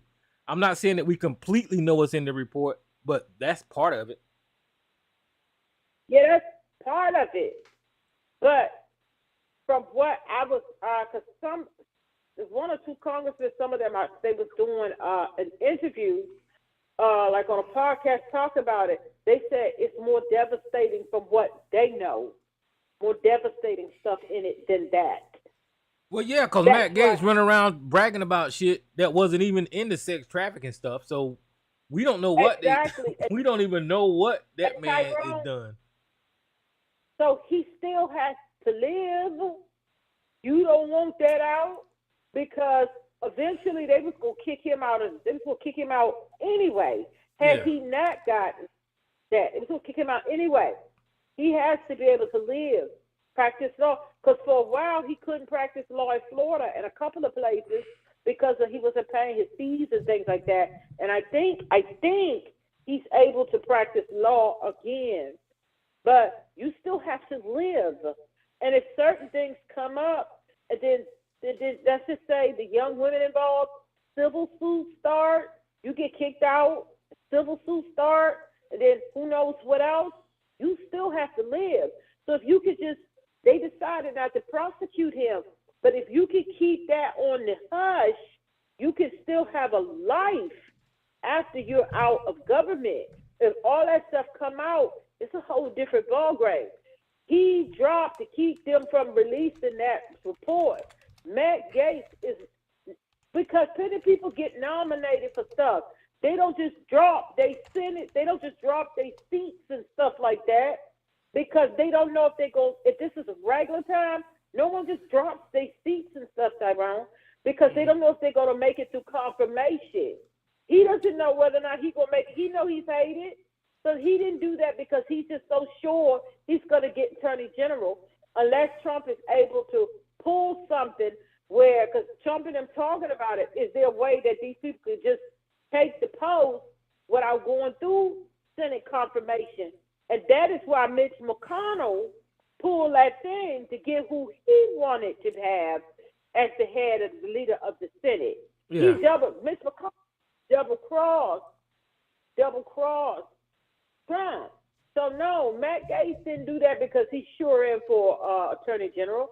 I bet, I put 5 on it to anybody that he is not going to make it through Senate confirmation, because he is not liked by hardly anybody. Well, no, I agree with you. There's a lot of Republicans that don't like him, right? But I'm looking at the influence that Donald Trump has had over these Republicans, the power that he's had over the Republicans, so much so that he's in charge of the party and won another presidency. So I don't know if that type of power will lead over and convince these people to make Matt Gaetz the Attorney General or not. But Tyrone, he got power over almost all of the Republicans, but not all of them. Yeah. All they need is 1 or 2 because these people still got constituents. And Trump ain't going to give a damn whether or not Matt Gaetz went through. He basically is flexing right now showing MAGA his loyalty. That's all about this is flag. Showing MAGA his loyalty. If Matt Gaetz doesn't get it through, I think Trump people who around him told him Matt Gaetz ain't gonna make it through Senate confirmation. But you could do him a solid by doing this, that he can say that's why he's stepping down. Nobody steps down because you were nominated for nothing. So he could use that and say that's why he's stepping down, because he's been nominated for Attorney General, when everybody with a brain knows he stepped down to keep them from releasing that report. Like I said, I put 5 on it. He's not going to make it through Senate confirmation. Now, I'm not concerned with him making it through. Trump just pick somebody else, that's all. He just has to pick somebody else. And I don't think that that's going to really ruffle his feathers that much either. He's doing him a favor to help protect another sexual assaulter. Yeah, and then why don't you think that bothers people like Sarge, that these people are legitimately accused of sex trafficking and sexual assault and all of these things, and the MAGA, they just don't even give a crap. They don't. And I why they're like that? Because they just don't care. But and I saw some black people today, and they're kind of in the same boat when you just don't care and you spew anything to be right and for your side to be right. I saw some black people today because it was an article, something I was reading on Instagram, and when people were going through, the Kamala knows lost and the campaign, and she raised over $1 billion, and they just looked to see where the money went. So Oprah Winfrey's I forget what you call her production, OWN. They did quite a bit of production for the campaign. And I think they got paid $500,000 check twice. And people came out saying that Oprah got paid to campaign for Kamala, BP Harris. And Oprah came out, I didn't get paid a damn thing. She donated her time and her energy. But those productions, which is her production company, which is OWN, right? Those people have to be paid. That the production company was paid. Well, see, it's that messiness right there. It's that messiness right there where they're counting pennies after, and that's just messy, But all campaigns they check to see where the money went. They did it with Trump, but Trump still. But Trump, let me finish. Follow me now, because I'm answer your question. Trump still owe money from his 2016 run. He ain't finished paying nobody. We know that, and he stole some of the money. Then some of the money went to pay his lawyers. But put that aside. And Oprah's like, production got to be paid. She said I wasn't paid a damn thing. Production got to be paid. But see, this is my problem. Bruce Springsteen and others did production. He did a whole 30-minute production for the campaign. He was paid. He was paid too. Not him, his production company. That's what people donate money for campaigns, to spend money for stuff like that. Yeah. But nobody's questioning him. Nobody's questioning these other white people. But we as black people, we questioning black women. Yeah, that's what I was getting ready to say. Is that what they ain't worried about where all that money Elon Musk gave Trump went to. They don't give a shit. Elon Musk gave Trump tens of millions of dollars. Ain't nobody questioning where that money is. But I'm talking about our black asses now. I ain't talking about Musk and them. Our black asses is saying, well, why Oprah got all these billions of dollars? Why didn't she just pay for that? No, black people got to do stuff for free. But nobody is questioning other people. Yeah. Bruce Springsteen and other people. Black people, because Oprah's black, she got to pay for it all. But nobody's questioning anybody. That they production company, those people can't work for free. Production has to be paid. That's what we donate money for. So then I saw, so you want to talk about why the people okay with the corruption and they just don't care? then I saw people saying, well, Oprah should have did that for free. That's us saying black people should do stuff for free, but white people, they should get paid. Their production company should get paid, but Oprah should pay for it all. She donated her time, but her production people got to be paid. Those people have to be paid, but black people are supposed to work for free. That's us. Then I saw us saying, well, that's why I'm glad Kamala lost, because Kamala raised over $1 billion, and they have a bill at the end. I forget how many millions is owed. Every campaign have a bill at the end. All of them do. Both Barack's successful campaigns, all campaigns have a bill. Both of his did. And what they do while he was in office, they hold fundraisers. And then they have fundraisers and dinners and things like that. And I remember his last campaign because they were doing fundraisers and roasts and different things like that and dinners where people paid $50,000 a plate. And then they take their money and then they end and finish off paying all of their campaign debt. That's how it works. And that's what Kamala and them going to have to do the same thing. Because some things you overspend on. All campaigns have a bill. They all do. Well, I can tell you that the Republicans are still mad with Herschel Walker because Herschel Walker got his campaign money and he said he ain't giving them a dime after he finished. And I will. But that is the answer to your question. In order to be right and in order to hate, we do it too. We do it too. Our people is hating on her for having a bill left over from her campaign that everybody has a bill. And to hate, to be right, to make her wrong, to spew lies, to spew misinformation, to be right. That is the answer to that question. People will lie, I'm just going to say lie, and go by misinformation to be right.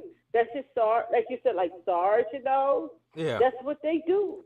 They will lie, and they will, let me switch this to Sarge. They will spread misinformation, but other people will just flat out lie to be right. They don't want to be wrong. So that's why our consolation prize is people gonna find out. And they're gonna find out. They're gonna, and I am not sure no more sympathy for the Palestinians. I ain't sure no more sympathy for these immigrants. For these immigrants, for these Hispanic people, I ain't thinking about them no more. Native Americans, later for them. None of them. Oh, 1 minute, let me pull back. The Palestinians in Gaza and in the West Bank, I still have, my heart still goes out to them. I still have, I still in thought and in mind and in spirit, I still have support for them. And I hope something can be done. I don't know what. At this point, nothing. I still support those who is actually dying and their families are being blown to bits. I feel for them. But the mayor and the Arab Palestinians and the Arabs and the ones from Lebanon and all of them in Deer, whatever that is, out in Michigan, and the ones over here who voted for Trump or voted for Jill Stein or didn't vote at all, or no vote and Jill Stein vote is for Trump. I do not have any pity. I do not care. Screw all of them.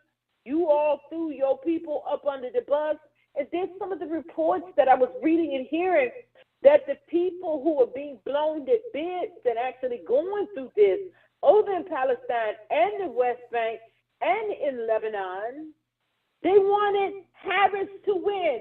Their people threw them all up, and they was hoping that somebody would be able to do something and put the complete brakes on Netanyahu. They wanted her to win. That is the report, because they know what's going on, because they're able to use Starlink, so they keep up with what's going on. They people sold them out and threw them up under the bus because they were smart.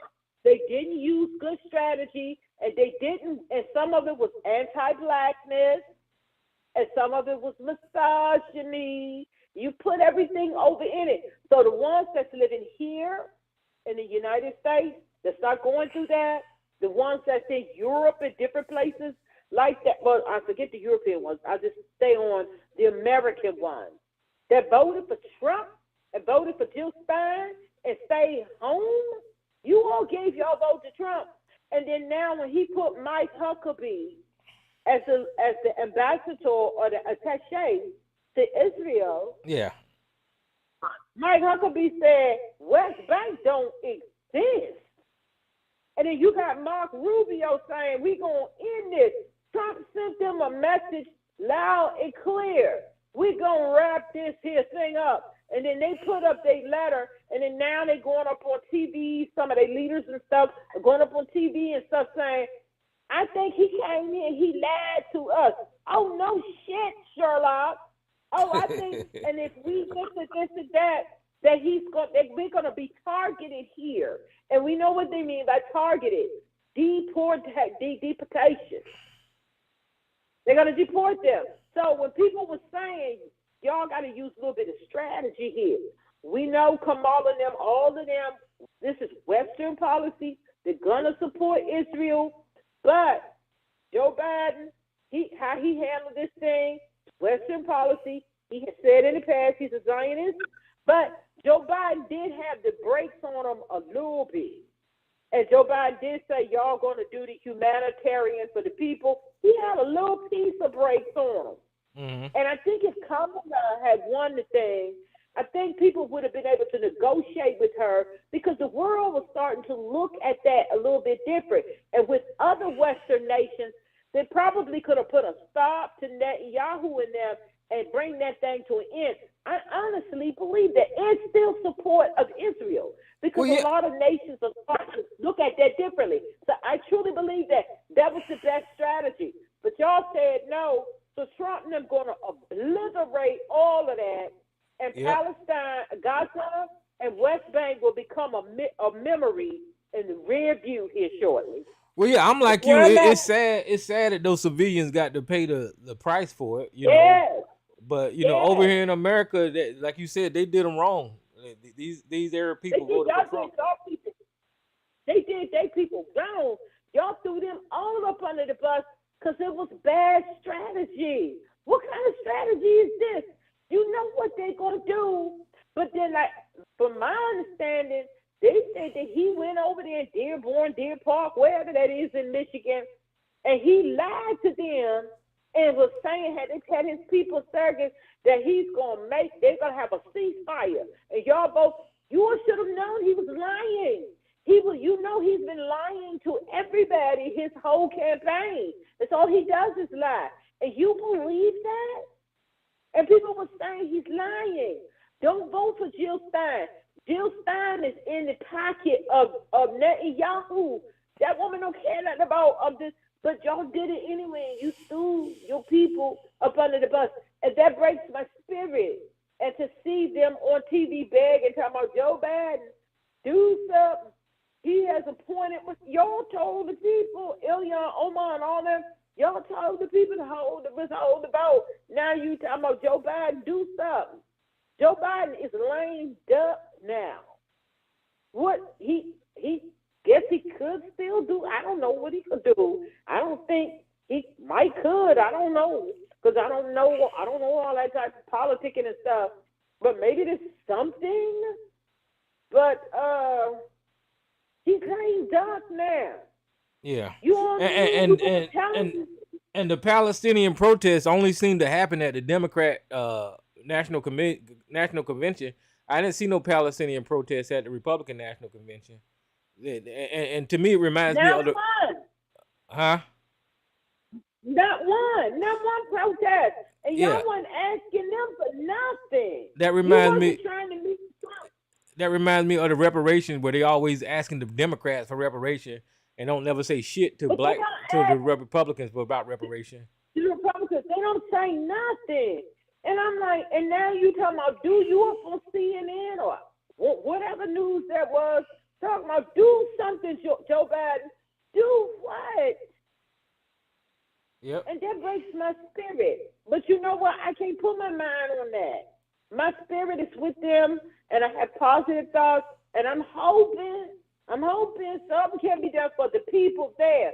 But them here, y'all keep on in behind Trump and he deport y'all, I might fly out to Michigan and help carry the bags to the plane.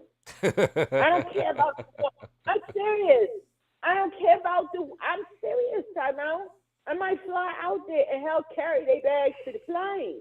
I don't care about the ones here. The ones that's actually going through it. My heart and my positive and my energy is still with them. But these ones here, no. Because they were tearing up black people who was working with them and in support and the solidarity and doing the marches. They even got to the point with some of them, the Arabs and stuff out there in Michigan, they were posting watermelons. Oh, wow. On black people said that they was going to have to support Harris because that will be better for us here in the States. They turned on them because I used to talk about it over here. I was going to go to the big march they had in D.C. And I was following the pages and involved and stuff like that.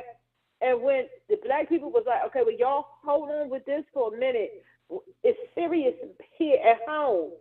We gonna have to support Harris because that's good for us. That gives us another day to continue with the allyship for Gaza. And I had some of them who I was, were the page of Palestinian freedom and this, that, too, all of that. They told me that I voted for a genocide. I am a genocidist. And that you are a apartheidist and a genocidist. Yeah, later for them and people. They was like, and so that's why I was like, okay. And a lot of black people, the TikTokers who was involved, they told them, take down the Palestinian flags and do this. They was like, okay, we will. And then check this. Africans was all mixed up in it, fussing. And I got to admit, because sometimes we just have diaspora wars with the Africans. The Africans was fussing at us, the Black Americans, saying, see, y'all leave them people alone. They don't care nothing about what y'all got going on in the United States. You see how they turned on y'all like that? Black people in America, y'all better worry about taking care of yourself and let them people be, because it didn't take them long before they started calling y'all monkeys and posting watermelon. And I was like, look at the Africans over here on our side. And they was like, those people have never, because you got that stuff going on in, oh my God, because some of the same thing is going on in what part of Africa that is? Oh, God, I can't even think of it. Sudan. In the Sudan. They was like, they have never once, because this genocide going on in the Sudan, we got a famine and stuff, and nobody picked up nothing to do. They don't have solidarity with us over here in the Sudan. Black people, y'all want to pick up something, pick up the Sudan. You might be able to round that. We might be able to get something going because it's two different types of things going on. And I had to agree with the African people. They was like, Black Americans, y'all better worry about yourself and leave them Arabs alone, because y'all see it didn't take but a second for them to turn on you. They called me a genocidist. You are a genocidist. You are an evil person because you want to vote for Harris. And I said, well, then I just got to be there. Yep. I don't understand your strategy here. I don't understand. This is bad strategy. But I'm going to stop talking because I'm to the point is, this is where I'm at with all of it because it's so disgusting. Oh, yeah. Everybody gonna find out that's the Constellation Prize, and I'm taking it. Well, yeah, and then I can guarantee you, with the women, there's going to be a women's movement for abortion rights and all of that kind of stuff. And I know that black people gonna want to join into that thing, but you're gonna have to stay. You're gonna have to you have to stay out of that. You're gonna have to stay out of that because the white women, they voted to put this man up there in office. They sure did. They sure did. I ain't planning on having no abortion, but women's reproductive rights is more than just abortion. Yeah. A lot of because South Carolina too, a lot of the red states, they're gonna turn into medical deserts because doctors ain't gonna want to be there to do nothing for nobody, and they already turning into that. But I'm gonna have to turn my head. I don't plan on having no abortion sometime soon. So I hope all the women can hold on, get your shot, get your implants, make sure you don't get pregnant, because if something go wrong with that pregnancy, even if you want it, and that pregnancy becomes non-viable, they ain't gonna touch you. They're gonna let you get sick and die from sepsis. So I'm not marching with nobody. Black people just need to separate. Even with the gay black people, I mean, they just need to be black. I don't care if you're gay or not. You just because don't nobody else give a crap about you. The exit polls show that the people. Yeah, the exit polls show who gives a crap about what in this country and what they want. So joining all these movements and joining all of these that ain't for us. Use my language. No, leave it alone. And like black women, and I'm happy for the sisters that they saying, you know what, we taking our bread. Whatever, and that's a collective sigh of relief. And me being a woman, I can feel it in the different groups and things that I belong to. The black woman is saying, we taking our bread. Whatever happens, it got to happen. Y'all better worry about y'all. The black men, they stood up too. Mm-hmm. They should have been up there with our numbers like 90 something, but nonetheless, they stood up. Y'all better worry about take care of yourself. Because white women threw their children in trash. So, and their daughters.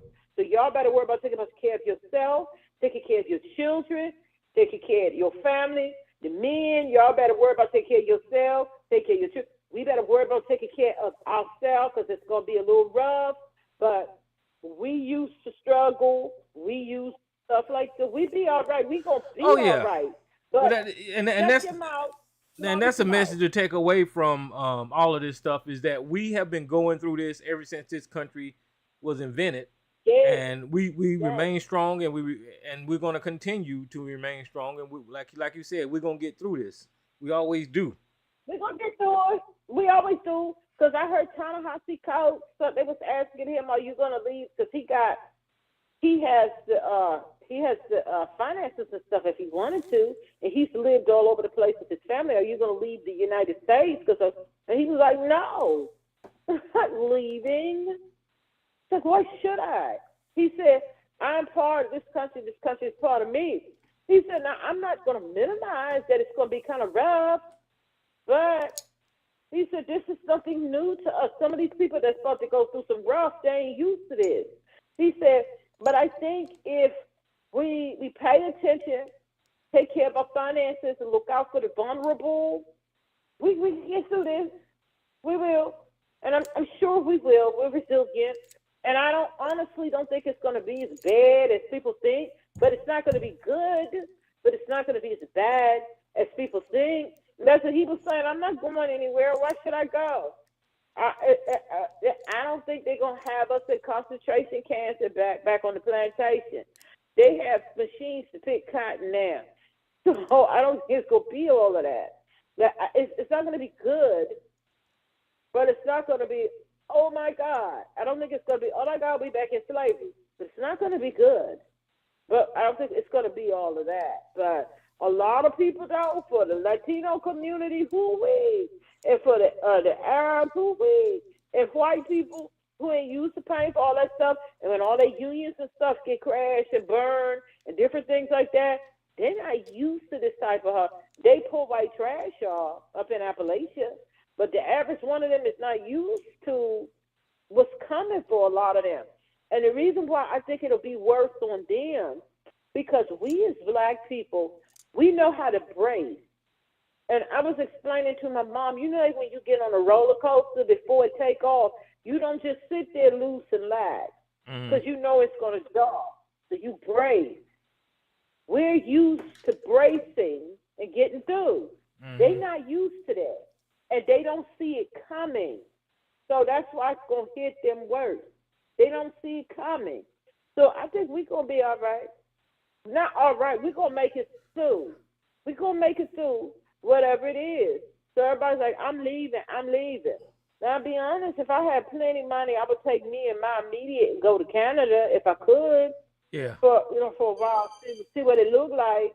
But no, I don't think that that's necessary. Like he said, no, I'm not going anywhere. I'm staying right here. Now I'm staying right here in little old Maryland, and Well, yeah, we're yeah, gonna be we're all we're right. we're we're safe here. We're not going to get deported and all that kind of stuff. But No, I mean, there's still going to be discrimination. You probably going to have some run-ins with some people at the grocery store. I hope you don't run people gonna in. lose some benefits. Yeah. Benefits is gonna be lost because a lot of our people depend on them things. I don't think they're gonna completely kick Social Security to the curb because too many not but too many maggots and different people like they depend on that. So certain things it's still gonna kind of be, but it's gonna be rough. And a lot of our people depend on social services and this and that. But I think if we watch our P's and Q's and look out for the vulnerable, I think, like some people were saying, they have already said some of their relatives that do depend on social services and things like that, that's living in apartments and stuff. So, and I've seen people already figuring out things how to maneuver. They was telling them when their leases and things run out, don't renew your lease right away. After we into a year in with his presidency, if it looks like it's going to be really winter, then y'all come in and let's stay with us, and then and then this how we will fix it up and we will Oh, do it. okay. Everybody pool their stuff. You see what I'm saying? Yeah. So people are thinking of things. They're thinking of things that different how to maneuver, different things. Don't be buying no big ticket new cars and stuff. Just hold on. Let's look into a year, and the most vulnerable, if they have to come stay with you in your basement for a year or whatever, hey, let's do it. Let's looking out for the vulnerable. If it comes to that type of stuff, and I'm happy to see because I'm in a lot of groups of people thinking up things. They're coming up with ideas and things like that. And all of the ladies, anybody thinking about getting pregnant during this time, if you're in a red state, don't, because your pregnancy could go wrong and you don't want, because women have already died. Can't go in and get like a DNC, which is an abortion, because the fetus is not viable and they won't touch you and you get sick, get sepsis, and die. I So think don't that try is to get that is the pregnant. sickest thing there. Like That's sick. it is It's because I sick. mean they're acting like every pregnancy is perfect, and And they're not. because of chemistry and the They're way not. things, everything is not perfect. So you're not going to have a perfect pregnancy every time. So Nobody and now does. you're And denying medical care for people who don't have a perfect yes, pregnancy. That's crazy. in red state. So don't give you live in a red state and you don't have money to be flying in and out. Don't try to get pregnant during this time. And all of you all with your teenage daughters and your sons, you make them use condoms. All of the girls get your implants, you get your shots, your birth control. Keep your reproductive thing protected. Just that's what you got to do. And it's good to see people are planning and figuring out how to strategize. Our people are. I'm sure some white people are too. But I'm good to see that our people are strategizing and planning and different things like that. And because that's what you call we're bracing. We're bracing for whatever it's going to be. But them MAGA people, they ain't bracing. And when it hit them, Jesus Christ. And the Latinos, I don't know what they're going to look like when they start these deportations and stuff. And then they talk about doing denaturalization. And people are like, well, I became a citizen. I became naturalized. Okay, they talk about opening up. What is it? Stephen Miller said they're going to open up that whole department for denaturalization, and they're going to put it on steroids. So it doesn't matter that you became naturalized. Well, Doesn't that should matter. tell you right there that they're aiming for a white country, a white Christian country, and they're kicking everybody out that is not white Christian. They can't Yeah. they can't kick us out, but they gonna give No, us hell. But they gonna kick everybody else out. The anchor babies, they the want people, to.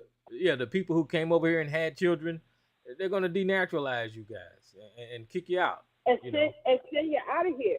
And just like was it Moore? Michael Moore was on television. I think I saw him on television. I saw him say this before a couple of weeks ago, but he was on TV last week, and he was saying as far as these mass deportations, denaturalization, all the stuff that they're talking about. He said, well, everybody is. He said, besides the natives, which is the indigenous. And he said, and Black Americans, everybody here are immigrants. So watch when you talk about, well, everybody is an immigrant. All the white folks, You all know of them, what? I just thought about the the Asians, the Haitians. Well, I'm saying the no, Haitians. Asians, I Haitians heard you, but and Asians. I was thinking that they probably gonna focus on the black immigrants, like the Haitians and stuff like that. Oh, they're going to get them up out, the Yeah, ones down there in Ohio, because they're here on they're not illegal. They're here on like I forget what you call it, like a visa thing, yeah, because of all of the mess that's going on in Haiti. So they here. So I know they're gonna revoke all of that. I feel so bad for them. But we as Black Americans, we are not immigrants. So you don't call me no immigrant. I'm not an immigrant. My people didn't immigrate here. My people were born here against their will. So we're not immigrants. The indigenous, they're not immigrants. And when he said that, Black people don't y'all live. White people tell y'all immigrants. yeah. The The indigenous indigenous as well. Americans, I don't understand why the fuck. I know they still got shell shock and Stockholm syndrome and all that kind of bullshit going on mentally. But for them to vote for Donald Trump, I do not understand that one bit. I But don't understand why Native but Americans would vote Tyrone, for him. but they numbers are so small here. So we as Black people, our numbers kind of wash their little vote now. So we Yeah, kind of counteracted that. It's sad to say that they voted for Trump, yeah. but a lot of them, it's on them reservations and different things like that. A lot of them people is in a sad shape. So, but they not immigrants. We not immigrants.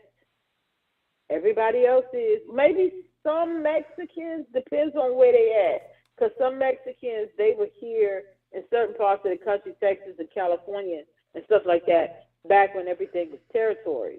So maybe some of them, but we as Black people, we are not immigrants. We didn't immigrate here. So we're not immigrants. So that is something that we don't have to worry about. Asians, all of them, all y'all immigrants, white folk, but they're not going to, as far as deportations, but nonetheless, as it relates to who's an actual immigrant, even though Donald Trump, all of them, all white people are immigrants here, Oh yeah. all of them. But no, Black people, we're not immigrants. We're not. We're here. We're part of this. We became part of this when y'all brought us here. But the Latino community, I don't know what they gonna do. And Hell, the the way Haitians, Donald I Trump and think, them be talking, they're trying to deport Puerto Ricans. yeah, they might send them back over to the island. They immigrants too. That's They're crazy. immigrants But too. they ain't Send them back over immigrants. to the island. They're not Yes, immigrants. they are. They just ignorant about the way they talk about No, Puerto Rico is because Puerto Rico is an no, American they territory. no. What I mean by immigrants, America is made. I'm not talking about immigrants as it relates to this deportation stuff. I'm not talking Yeah. about that. America is a country made up of immigrants. When the first settlers came over here, and then they brought some of us over here back when the colonies were just starting to form. But this whole country is made up of nothing but immigrants. Oh yeah. That's what Oh I yeah. mean by immigrants. But Yeah, I'm the saying Puerto that Ricans, they immigrants these too. people are so racist that Puerto Ricans look different than white people. They think that there's something else besides American. and they are clearly And the American. Dominicans and the Yeah. Dominicans, they stupid too. So I don't know. Um, I'm just, but I still think I still don't think that they're going to deport all them people. They're gonna deport a lot. They are. They're gonna deport a lot. That's a given. But I don't think they're gonna deport no 20 million. And here's why. Corporate America, as we all know, want them people here to work. And that's going to kill the growers, American growers, farmers and growers. That's going to kill them. So Well, they are yeah. not going to, they're Well, not going to deport, so they're not going to deport all them people. They're going to deport a they're lot gonna do though. something, They're going to but to keep in mind, millions. They're going to all of deport these millions. Millions. all of these campaign promises like deportation and all of this divisive stuff, they're gonna do People that stuff. But y'all need to keep in mind is that they're doing that stuff to keep your eyes off of what they actually are doing. actually doing Yeah, it. because it's all Exactly. about them enriching themselves, building these oligarchies, taking the money from the Yeah. American public. Donald Trump is going to Yeah. siphon every penny, every tax dollar he can to enriching himself. He Yeah. came up with this new department for cryptocurrency. I guarantee you, a percentage of the American taxpayer money is going to get invested into this cryptocurrency. Yeah. He's trying to do something with money. Him and Elon Musk up there. I don't know what the agenda is, but they're going to do stuff like deportation, this divisive stuff to keep our eyes off of what Yeah. they actually got To going keep your on behind the eyes scenes. off what's going on. They intend, like when you get robbed and they call you, they intend to fleece the rich, and not just them. You're gonna have Russian oligarchs in on it. You're gonna have a lot of different people in on it. They intend to fleece America dry. They intend to fleece this country as much fleecing as they can. That's just how I look at it. So if they keep the minions fussing and fighting, thinking that it's the immigrants Yeah. that's why eggs is high. It's the immigrants why the gas is a little high. They keep you up. Yeah, they're gonna deport millions, but they're not gonna deport no 20 because Yeah. the corporations want them people here to work. So Well, they're gonna do something. They're gonna do something. And I blame this millions. country. I blame this country. I blame those generals. I blame those politicians. I blame the lawmakers who didn't hold these people accountable. There was a chance for I this do not to too. happen. There was a chance to get these people out of the way. There was a chance to lock Matt Gates up. There was a chance for Donald Trump to be accountable. But they do that. But they just let it slide. Mitch McConnell, Okay, all of them people that let it slide. This is what the fuck they y'all just asked let for. it go. Because let me ask you, Tyrone, you was in the military, and I was talking about this with some people the other day. And other people's like, I hadn't thought about this, and I'm like, why? Okay, you were in the military. You know how we have military bases and stuff everywhere, and we've heard about decades and decades of the United States, our government toppling other governments and putting in puppet government. Because that's what Saddam Hussein was. He was a puppet that they put in for different things that they were doing. Our government has done this since they became first power. They have toppled other countries' governments, put in fake governments to be able to do what they want to do. Our government is good for that. Our government is good for going into other nations and making them unstable so that they can do this, so they can do that. Our government is good for spying on everybody and everyone. They know what everybody is doing. They spying on Putin, they spying on this government, they spying on that, and they spying Putin, all them spying on them. Everybody's spying. That's what our country has, that's what they do. America has been crooked throughout since it became a power. They spy on everybody. They know what everybody is doing. And sometimes when we hear different things that, oh my God, like Venezuela, the country fell, the government fell, they ran them out of there. 9 out of 10 times our government was behind that. You see what I'm saying? So Right. we've heard about these things. We know how our government operates. So think about that. We know that our government, the CIA, and all of them people, they were spying on Trump. They, like we keep saying that Putin got something on Trump. They know he do. They know what it is. So they spy on everybody. They been spying on him for the longest. They been Right. spying on him. They know he's in cahoots with good Putin. They know he has been working with Netanyahu, thumbing his finger up to Biden, and they in cahoots and they doing this. They in cahoots. They know Trump is in cahoots with this regime. He and what Putin and all of them, and they all know one another. Know everybody's spying on everybody, spying on them. Know whatever that is Putin got on Trump. They know what it is. They've always known. They know. So this is what I'm asking you. You as a soldier, y'all take an oath to protect the country and the Constitution, correct? Yes. Correct? Yes. Biden knows as elected politicians, they take an oath to protect the Constitution and protect the country. And all these people who spying on everybody, don't they take an oath to do that too? To protect the Republic? That's what I thought. So, why did they sit back knowing what Trump over here in cahoots with Putin and all of this, and they doing all of this stuff to take over, they become an oligarch, turn everything over into what they wanted, stealing, fleecing. Russia has always been trying to bring down and weaken the United States. They sat back and they let it get to this point. That doesn't make sense to me. Well, they're stuck on following orders and listening to the commander in chief. Because we've never lived. It can't be. That can't be it. Well, Because I'm telling you, this is new territory. The military or these leaders ain't never had to live up under conditions like this, where they know that the commander in chief is willingly. Forget the military.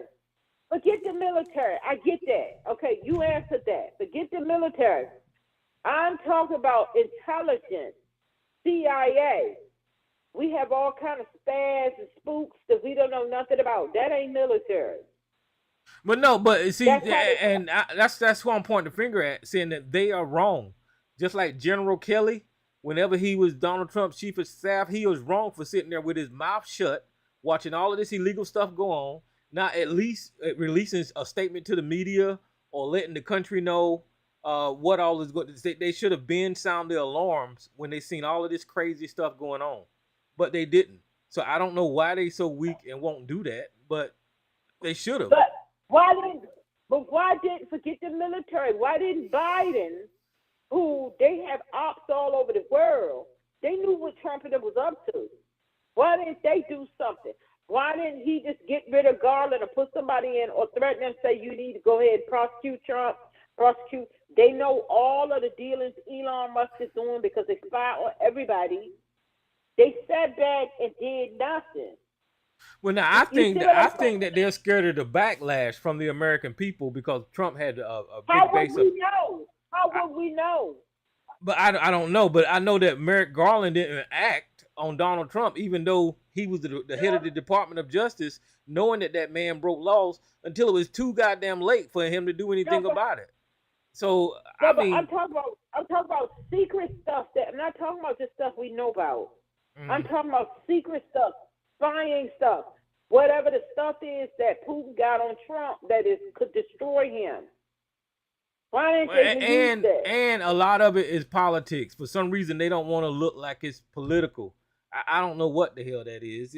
How would we know? How would we know it's political? Just by the nature of what it is. No, but we wouldn't know. How would we know? Well, I'm telling you, If just they by know the nature. They know that the Russian government is trying to do a takeover of the United States, and they sit back and do nothing. How Okay, would we know it's political? How that's what I'm would we trying to know? tell you. So, say for instance that there was this issue that got exposed by the Department of Justice. The reason that what they was afraid of politically is if they let that information out, the media get a hold of it, and then they start doing like Fox News do and say, "Well, the Department of Justice let this information out because they're playing politics." That's when it becomes Okay, political. I hear what you're saying, Yeah. but when you playing spy and spook who's set by the door, they don't have to allow the Department of Justice to leak it. They have people that's what they do. They find another way to do it. They find Now, another way to get well, that's what hot shots. They I find agree. another way, and you see what I'm saying? It doesn't have to be. That's small fry.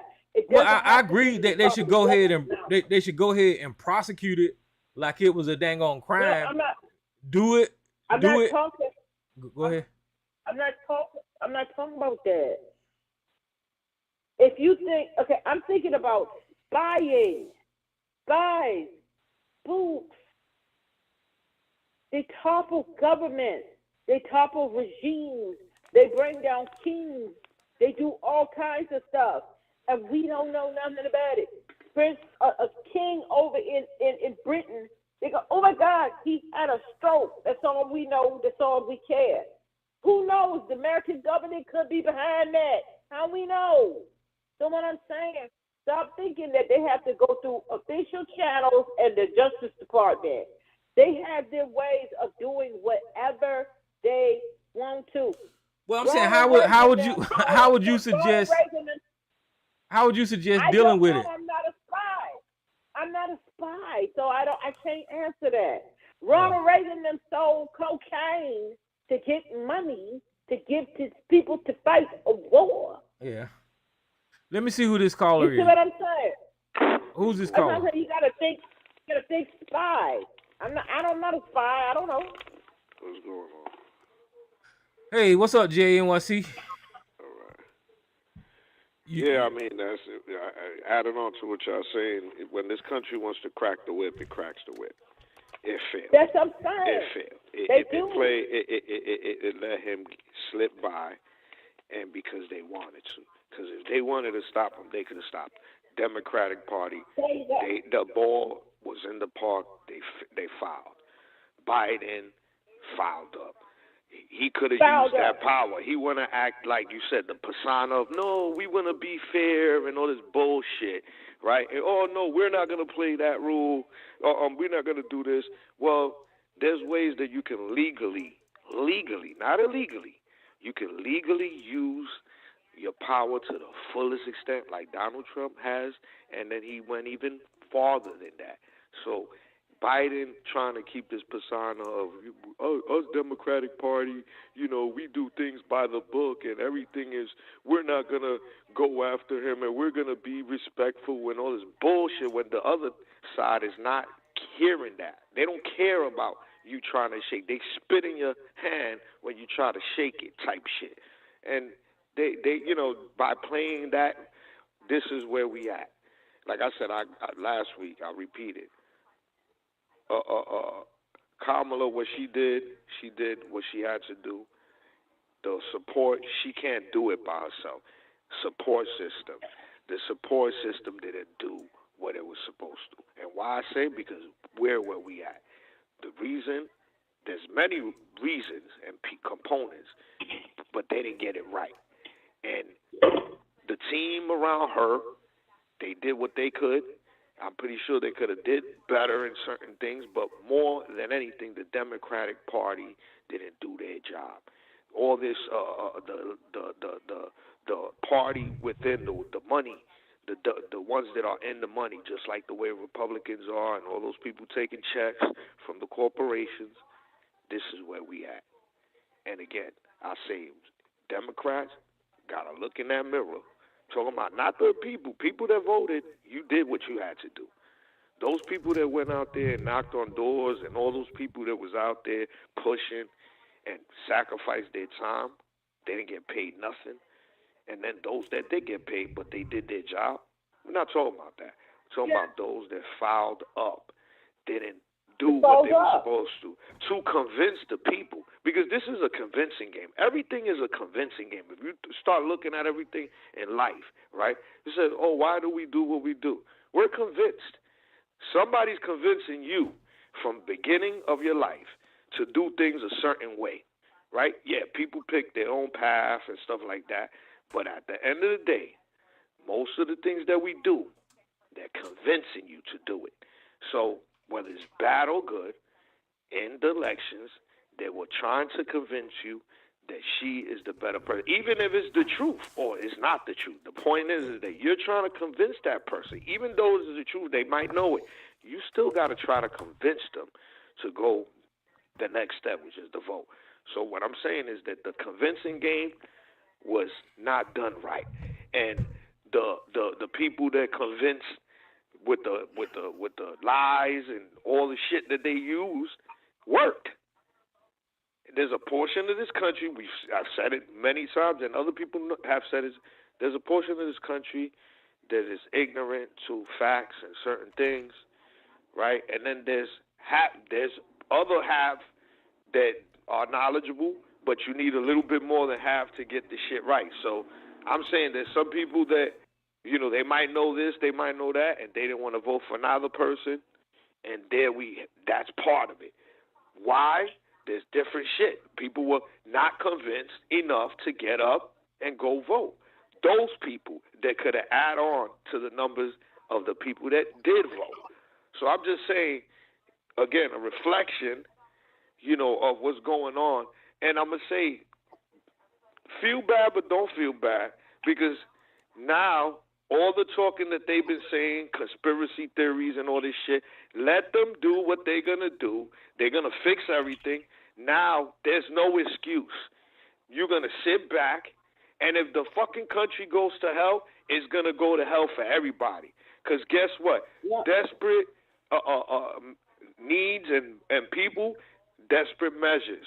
So if you elites and people think that they're going to be, because they're white or living good life, that you are immune to the shit that could happen if this shit goes crazy, you're going to be also a target. So I'm just saying that think about where we going, and I'm just saying for those that voted Democrat, y'all did y'all thing, just sit back and let this shit go where it goes. Because at the end of the day, you know what? If we're all going to, we're going to die at one point or another. The earth is not going to be here forever. So if the shit go to hell, it's going to go to hell for everybody. And I'm just saying, I don't think that people are going to just let all of it go to hell, because without human beings, you don't have economy. You can have all the robots in the world, but you need people to consume things. You need people to convince human beings to continue to keep the economy going. You can have robots doing everything, but robots are not going to be a consumer. You need human beings to buy things. You need all type of things. Human beings are a very important factor to corporations and everything in government. So let's not also be fooled that, they're going to try to kill us all. Guess what? They need human beings to work still. They need human beings to consume even if you don't work. And if you don't got a job, you don't got no money, they're not making money. Corporations need some type of money. You can spend, you have all your money saved up, and then at some point, if you don't got no income coming in, then you're spending your savings, and then you won't be as rich as you are. So again, I would just say this: voters have voted Democrat. We sit back and I'm talking about the regular people. Now, for those Democratic Party people, yeah, you better don't sit back. Get your shit together and look at what could be done better. Because again, you didn't do a convincing game to everybody. You convinced me. You convinced those that voted. We did our part, as on a minute or very miniature scale, but we did our part, and I got convinced, and I voted, and I went. And I know the facts. I looked at the facts and things like that. Some people go by different things, but my point is the convincing game. Well, You better yeah. look at how they convince the people, because it's all a convincing. You convince people to follow the law. You convince people to read the Bible. You convince people that there's a God. You convince people this is the way life should be. You convince people they should stop at the red light. All these law-based things. It's something that you convince the people to do. And this is another thing about voting. You're convincing the people to vote. You're convincing the people to vote for a certain person and convincing them that what you're saying is true. And they did not do a good job to say, all right, you know what, my convincing game is better. Even though you do have the facts. It shouldn't even be that. It's like, Darren, why I got to convince them? Well, that's what has to happen. Because there's a structure right now that's able to convince people with lies. And they did a good job at it. Here we have this country where we are. So just a reflection. You know what I'm saying? Well, That's yeah. all. I mean, you kind of touching on what I was trying to allude to earlier. So I pulled up the numbers while you was talking. In the 2020 election, there was 82 million people that voted for Joe Biden, right? And it's on the screen. And then if you look at the 2024 election, there was 73 million that voted for Kamala Harris. So you're missing 10 million people that wasn't convinced to go to the polls and vote for Harris. Now, if those 10 million people would have showed up again, then Harris would have won. Okay, so you look at Donald Trump's numbers in 2020, and his had 74 million. In 2024, he only had 76 million. So only two more million people showed up for Donald Trump than he did last time. So he basically got the same amount of people to show up to the election this time that he did last time. But the difference in this race was Kamala Harris got 10 million less votes than Joe Biden got. So to Jay's point, the messaging wasn't out there to convince those same amount of people to show up for Kamala Harris. Even if it was about sexism, even if it was about racism and her being a black or Indian woman, somehow or another the Democrats should have mustered up the way to get to these people and get them back out there to the polls. So yeah, the messaging was off. And I cannot discount that lady only had 100 days to do what people normally take 2 years to do. That's right. And I give her, again, that's why I don't even say, I don't take nothing away of what she did. She's vice president, had to put on her campaign hat on and go run around the country. On top of that, she was probably doing her duties, So, I mean, there's nothing that she put the time and energy. She was at those places. I wasn't. She got up, had to fly on plane. Even this piece of shit, Donald Trump, he did a good job in getting to all those places last minute that helped him or whatever he did.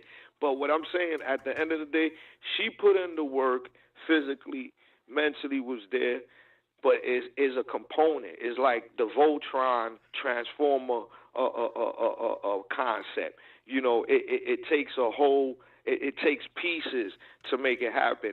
And they filed up, convincing the people, those to get up off their ass and go vote for those that did, and those that voted for Trump versus that they would have voted for because they didn't convince them enough to vote for her.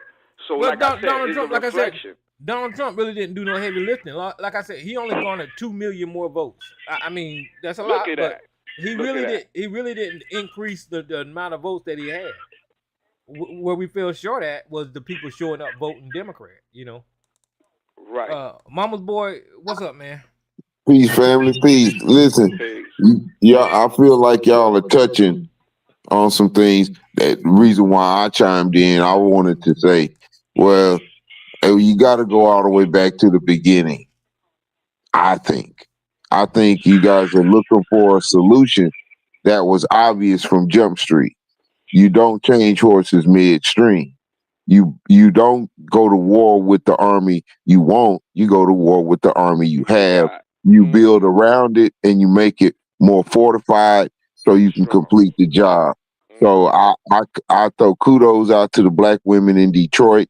They actually showed the Democratic Party what they were supposed to do in that in that particular instance for Joe Biden, was to stand behind him, rally behind him. Because guess what? I bet you if it would have been a white man on the ticket, he probably would have got them other 10 million votes. I don't think so. I don't think Joe would have pulled it off, not this time. But that's just me. Maybe I don't think so. Well, the proof is in the pudding, sister. The proof is in the pudding. I think that was 2020 Biden. That's 20. That was 2020 Biden. Biden. I don't. Okay, I just want to. Let me throw this. Let me throw this one thing out. And like I said, Tyrone and Jay were hinting on it, because Joe Biden spent 4.5 years campaigning to be president. He made a lot of deals. He talked a lot of shit.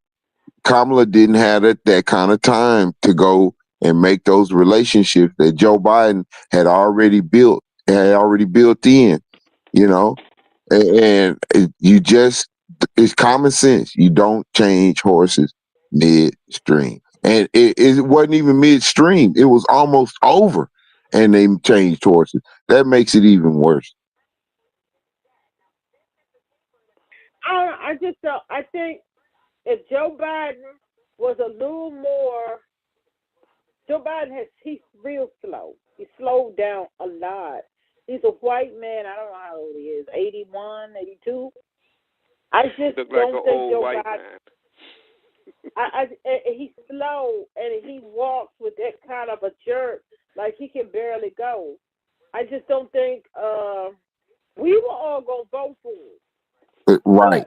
You see that right there says a lot.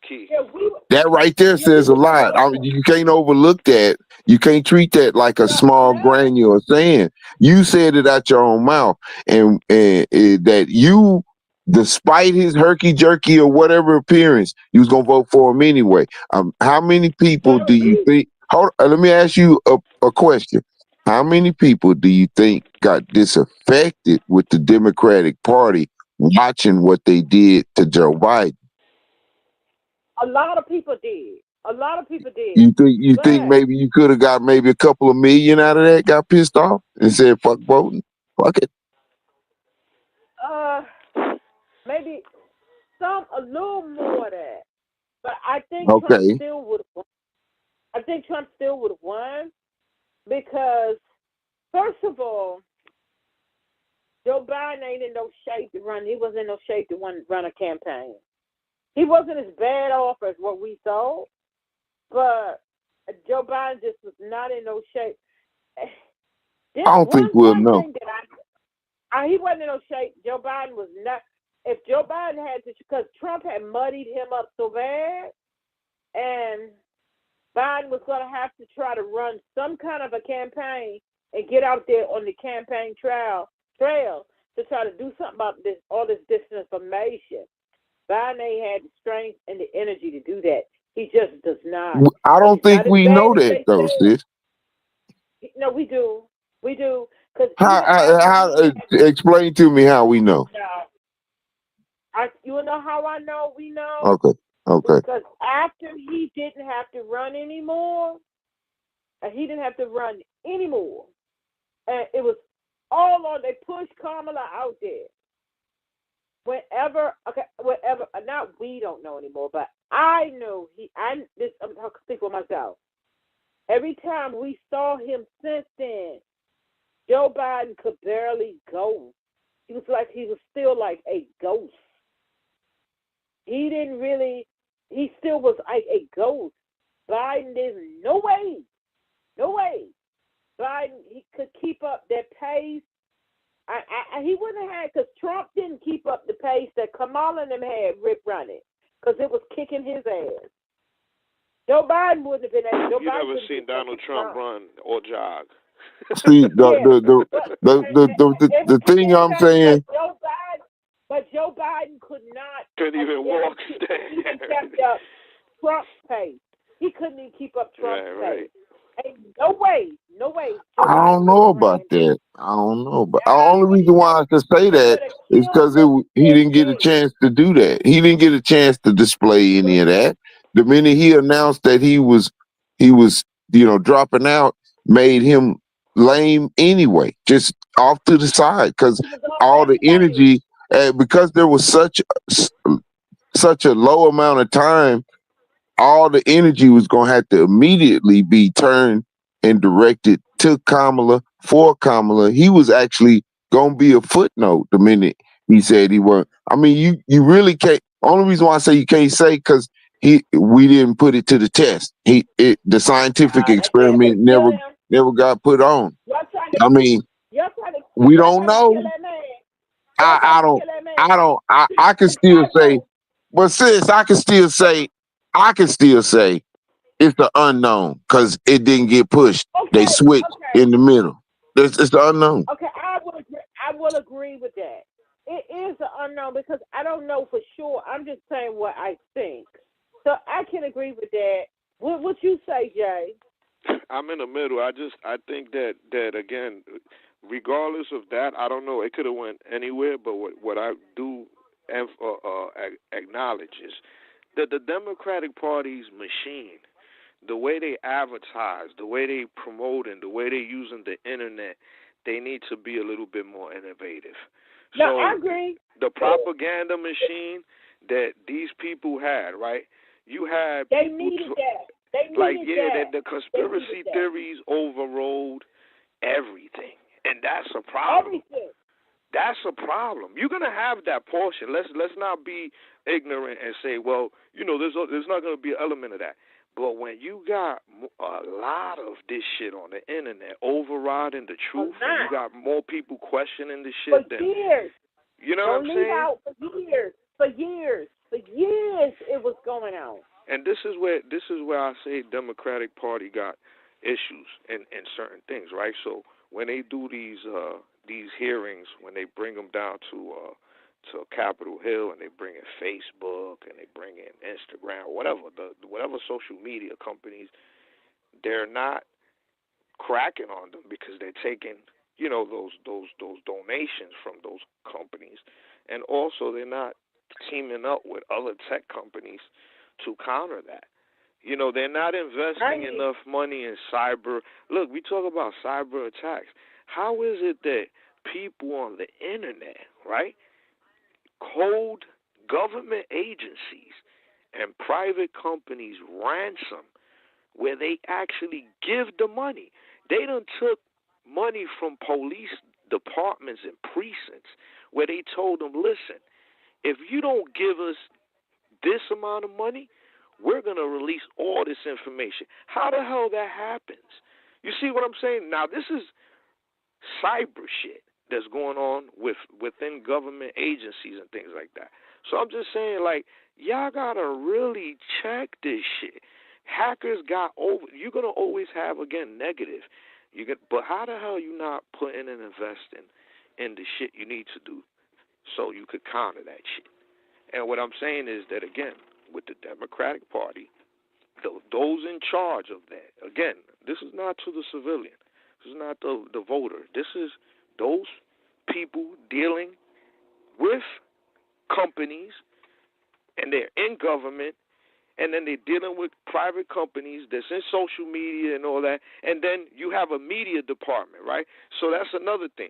Who's dealing with how the messages are getting pushed from outside of the Democratic Party? How you reaching other people? You get comfortable. They said the same thing that happened with Hillary happens somewhat with this situation where they told them, listen, we need more money. Simone Sanders said it on television. Said, listen, they was asking for money in certain areas. They had the money, but they ain't put it in these areas. They lacking. They saying they not investing in the internet, social media, platforms where they need to advertise and also counterattack the bullshit that's out there. If somebody say it's like McDonald's versus Burger King, who ends up on top? McDonald's, right? Because they always pushing their shit more than Burger King. Yeah, you might see a commercial on McDonald's, then you got Burger King, but then you got McDonald's doing another. There's always somebody's got to be that one that's going to be dominating, right? So if you want to dominate, especially the positive facts, you should make sure you do the work. It's not easy. Well, yeah, I We think the know. Democrats they fell behind on social media because you have platforms like Charlie Kirk, you got Joe Rogan, you got Turning Point USA, you got Candace Owen, and all of those names that I just named at some point in time, they have been brought up in a conversation here on the show, right? So what that means is that messaging is getting out there.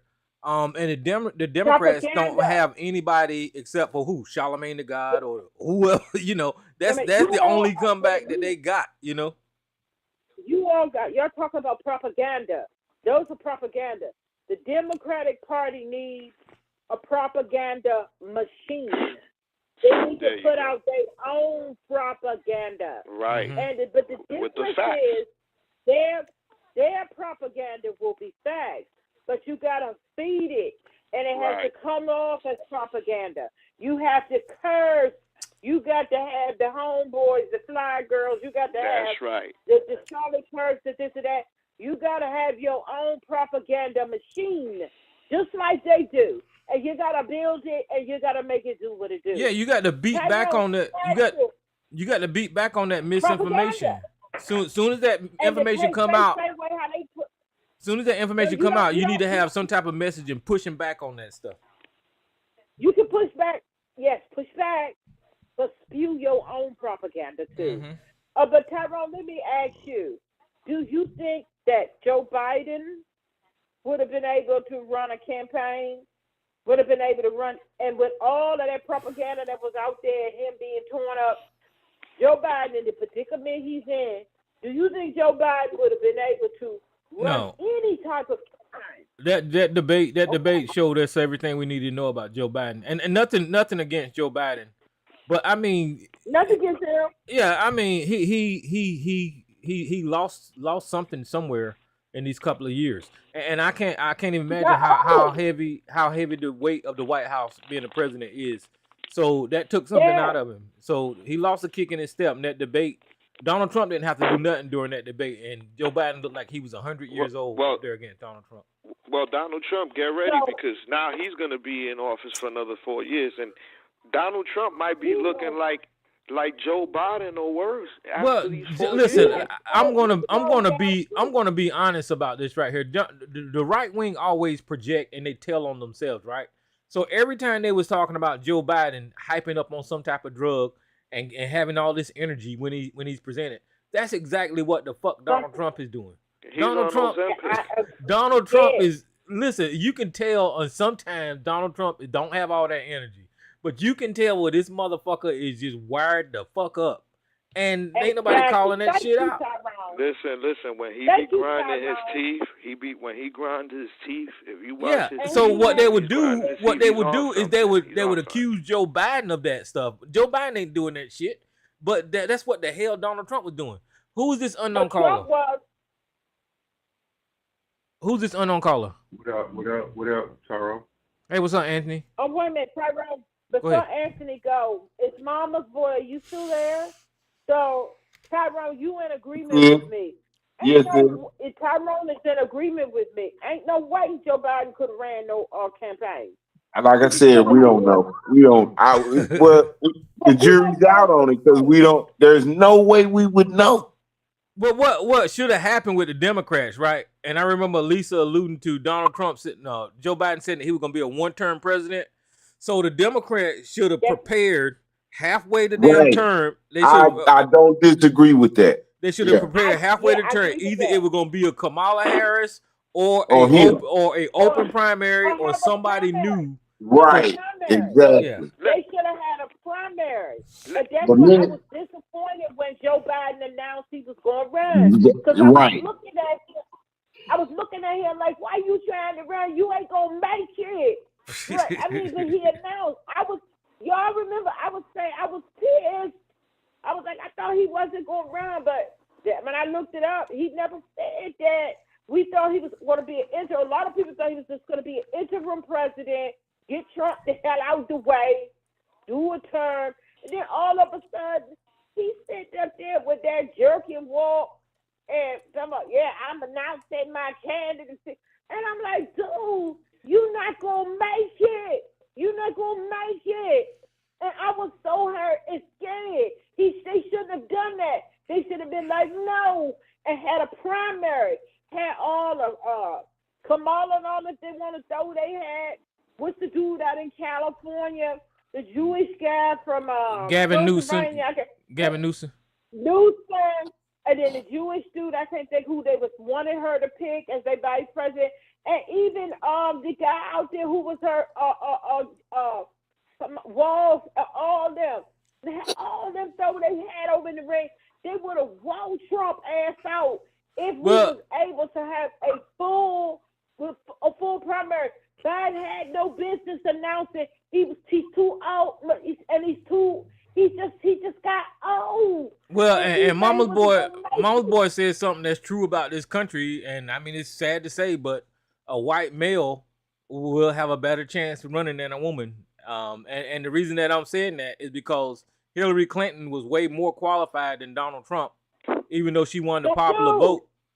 Even though she won the popular vote, she lost. And then here we go with another woman, and here it is choosing a man over a woman again. So same thing. They just ain't ready. Well, let me ask you real quick. Biden wasn't going to live. Biden wasn't going to live if that thing was going to kill him if he had to run a campaign. All right, so hold on, y'all. I got two callers. Who's this caller here? Okay, so I'm gonna open another line. Who's this caller here? Hello? Hello, who is this? Hey, this is Cuz. Hey, what's up, Cuz? Let me see who this other caller is. Is this okay, go ahead. Is this you, Anthony? Why did you hang up on me, man? Oh, I'm sorry, man. Listen, I don't hang up on people. So if you got disconnected, I really apologize. It happens.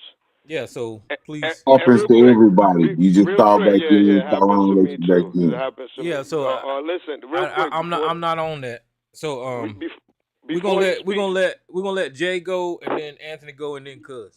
Yeah, I'll make it short because I know they want to speak. But I was gonna say something that y'all could think of and maybe answer later. The question is the people that would have not voted for Joe Biden because they were looking at his fatigue, right? This is a question for later to maybe to soak on. The people that said, all right, well, when they started seeing him after the debate, they would have not voted. Is that the same amount of people that also got pissed off and said, you know what, when they put Kamala in, that Biden group didn't vote for her. So I'm just saying, can we compare numbers? Is it around the same amount? And that's something to think about. Again, the amount of people that decided that they wasn't going to vote for Joe Biden because of his fatigue or his lack of, versus the people that got pissed off when they said, oh, now you throwing Kamala in. We were going to vote for Biden. But, so I'm just saying, something to think about. I'll leave it there. Well, I don't know. There was a lot going on in that transition, right? It was the media. Whenever the right wing started talking about Joe Biden's age, the left wing media capitalized on it. You heard it on MSNBC. Yeah. You heard Nancy Pelosi come out there with it. You heard some of the Democrats come out there talking about his age. And it was just the whole way that they started demonizing the sitting president of the United States of America. And then after they demonized him, they stuck Kamala Harris in. It was the way they did it too, Tyrone. Remember, Nancy Pelosi sent Adam Schiff out there, sent a hitman out there. And then, you remember, Adam Schiff was the one blew it all up. And then Nancy Pelosi was exposed because they know that's her hitman. When she don't want to talk, he talk. It was the way they did it. Okay, so and then George Clooney, Obama had George Clooney take out a whole op-ed piece talking about how he needs to step down. They did that raggedy. I agree with y'all. Okay, they did that real raggedy. Yeah, they did. So let me let me get Anthony, Cuz, and then ABC. You go after them. I'll be super quick. I actually have a question. What did you think about the White House transition meeting between Biden and Trump? I think it was kind of dope. What do you think?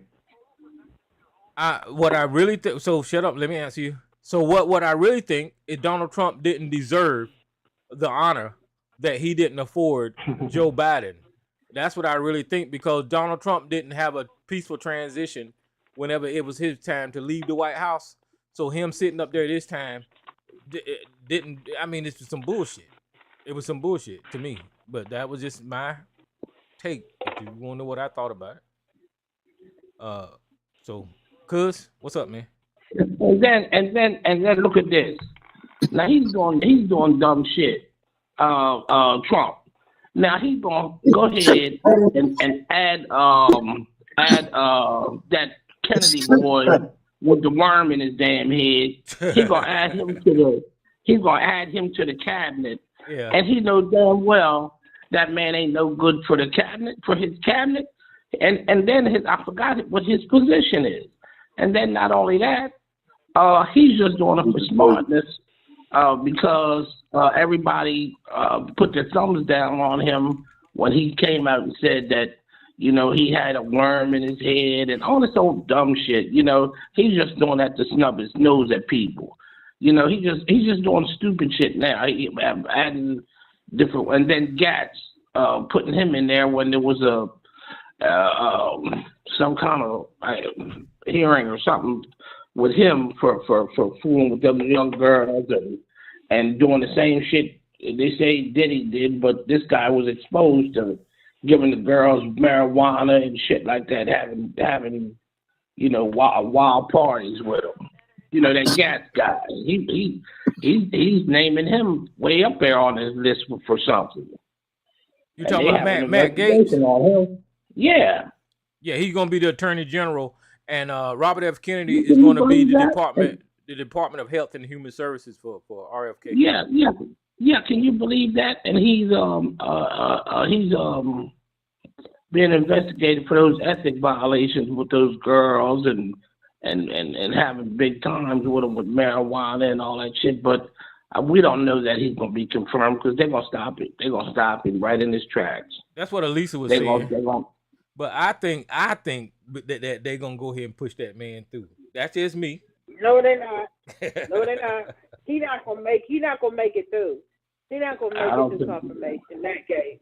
When you got Republicans that are against him, there you go. That's when you have a problem. He's not gonna make it because they running the show. We gotta acknowledge Republicans are running the show. But listen, they're having inner fights right now, and there's a portion of the old Republicans that they're not they're not happy about a lot of shit, and you're gonna see some inner fight. I'm just saying they're in control of shit, but you're gonna see inner fight. But y'all got to keep in mind that they savior won, and Donald Trump, like it or not, he is a very powerful man in that party. So even though you got those old school Republicans probably not liking Matt Gaetz' choice, if Donald Trump throw a thread out there or whatever he do to convince these people, then I don't know. But ABC, what's happening, man? What you got, man? What's happening? So, you know, it's kind of like along the lines of what I was saying last week. I hear y'all debating about if Biden could have took it, or, you know, some missteps with the consultants or the campaign people. Maybe they didn't spend the money right. You know, it's like you got all these reasons that it didn't go well, but you won't address the main reason, which is the candidate. You know, look, with Trump, man, and I didn't vote. And I didn't vote for Trump. I don't want to vote against somebody. I want to vote for somebody. I couldn't vote for either one. But y'all threw everything at Trump, the Democrats. Everything. You used the Attorney General, got all these cases on him. They done tried to shoot him, kill him twice or something. You got everything. And then the media is all on your side, the left-wing media, which is all of it. So everything. No, they're not. But he ran the tables. He got everything. The presidency, the Senate, the House. You know, how does that happen? If you had a halfway decent candidate, there's no way he could have won. What it is the stuff was so bad, the economy was so bad, and the candidates was so bad. Even with the economy and, you know, all this other problems with the way the country has been run, still, there were so many people like you, Tyrone, and I won't talk about other people, but I'll just use you, that was like, you didn't give a shit about nothing. You know, that they told you the economy is good. You was echoing the economy is good and all this kind of shit. You was just no matter what, no Trump. And I think there was a lot of people like that. This lady still got, you know, hundreds of millions of votes, and she don't know what she's doing, and she's a moron. You could have, you know, a halfway decent candidate, y'all would have won. You just didn't have a candidate. Biden was no good, and this lady was even worse. And that's the end of it, man. You making up all these other excuses. You got a bad candidate. I know. I'm going to call it a night. Because see, you got pure misogyny on the phone. VP Kamala was not a moron. How does it go to misogyny? Okay, hold on, ABC. Let her get it out. Finish my statement. To call someone as educated and kind of, in a sense, as decorated as far as jobs and things like that, a moron out of the mouth of a man who didn't even vote, that is misogyny. You didn't even vote, and you calling someone a moron. That is misogyny. When men say things like that, that's misogyny, because you love to call women, high-powered women, educated women, morons. She's not a moron. Trump out here saying that women are getting abortions after they give birth. And you're going to call someone who has a law degree, they juris degree. Is that artillery out here? That's some artillery out here. A juris degree. Someone who was a district attorney, the first Asian American East Indian district attorney, got a juris degree, a moron. Oh, she was black.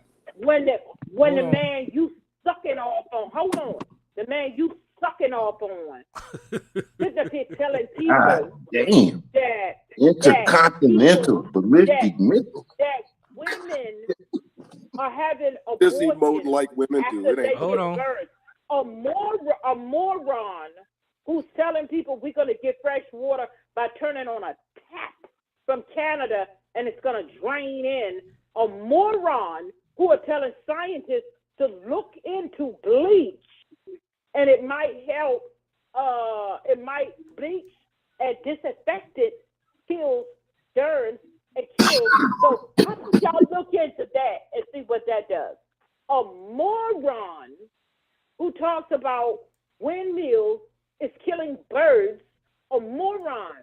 That is misogynistic to call an educated woman a moron. And that is what men do. And you didn't even vote. You don't even vote, but you have such a mouth in this. And I take offense to that, to this type of misogyny from you ill-suited, sucker-offers, bullshit-ass men. That's what you do. You come on with the mouth and you run women down. And guess what? You is a nigger living under white male patriarchy. You can't even get your nuts up past that. But you're calling somebody a moron with your misogynistic nigger ass. That's all I got, Tyson. But all that education. I'm sorry, guys. Nuclear fallout. All right. Well, let me. The dumbest shit ever. She's Nuclear fallout. That was stupid as fuck. And y'all playing it No, up like you all of that was dumb as fuck. All she's doing is emoting all over the place. You a nigger, sucking off. Okay. Yeah, you know, how stupid was that? You done dumbed down the whole conversation. When nobody even talking to you, I was talking to Tyrone. To get past white male patriarchy. You don't even vote. And you overviewing misogyny. You are a weak-ass nigger talking misogyny. Women cannot be called stupid. Women cannot be called dumb. That's a lot of y'all. Now, how stupid is that? I thought it was equality. And you don't even see I thought it was about equality. But if you call a woman stupid, that's misogyny. How stupid is that? In Only those educated women know that shit. You don't even see your weak ass self in society. And you don't Okay. You don't even do All right. How old are you? Jesus Christ. How old are you? 60 something? He's a moron. What are you, All right. 60 something? What are you, 60 something? What are you, 60 something? 25. I'm 25. You're 60 something with 25. your dried up nuts. I'm Still 25. out here on the misogyny. Still out here on the 25. misogyny. I'm sick of this shit from black men. And I'm not talking about the black There's other no black surprise men. that you ain't Well, got a man. ABC, you And never been didn't. married. Well, There's no ABC, surprise that you ain't got a man. Well, ABC, it is misogynist because you didn't critique. In I can't hear you, America. Tyrone. I hear You're somebody talking screaming in the background. I'm talking mute them, Tyrone. I'm talking about your nigger ass here in America. And you haven't learned any better than that and trying to be the white man's misogynist.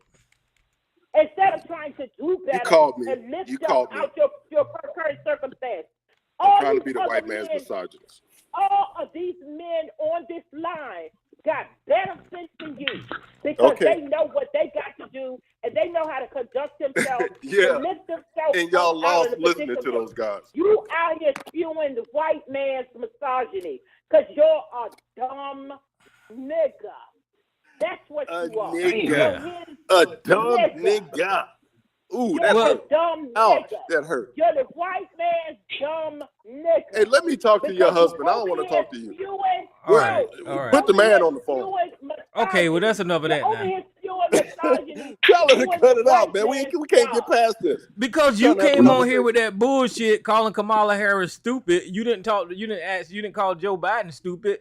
So the only reason you're using that type of language against Kamala Harris is because she's a woman. Man, she couldn't even have a conversation, Tyrone. Kamala Harris could not have a conversation. She couldn't have a conversation. She had to have somebody with her. She had to bring her a support dog or something to help her through an interview. But hold on. And then have I mean, shit edited. Wait a minute. man, Okay, as but soon as look. she done, I want to say something. Well, one of your. Okay, I'm a nigga. Damn, I'm a stupid nigga. Okay, let's move on. Yeah, you is a lady. stupid nigga. Yeah, lady, move on. Quit emoting all over the place. Okay. Pick up your emotions and put them in the pocket or something. I'm a dumb nigga. Okay. I'm a dumb nigga. Okay, I'm a nigga. Dumb nigga. Okay, I'm Yes. a dumb nigga. You don't want to You hear a it no smart, more. That's educated why you lady. interrupted it. You a smart, That is educated not lady, and I'm a name dumb that I nigga. call Okay. people, but when I call somebody a dumb nigga, that is because it is the worst thing that I can think to call them. I don't use that word. Okay. And you're laughing Don't and nobody grinning care, and lady. grinning Don't like nobody a care, cool Lisa. ass Well, Sambo. ABC, you got to be mindful of what you're saying and in the company that you're saying it in. I care to hear somebody. I can't hear nobody talking because you keep screaming in the background.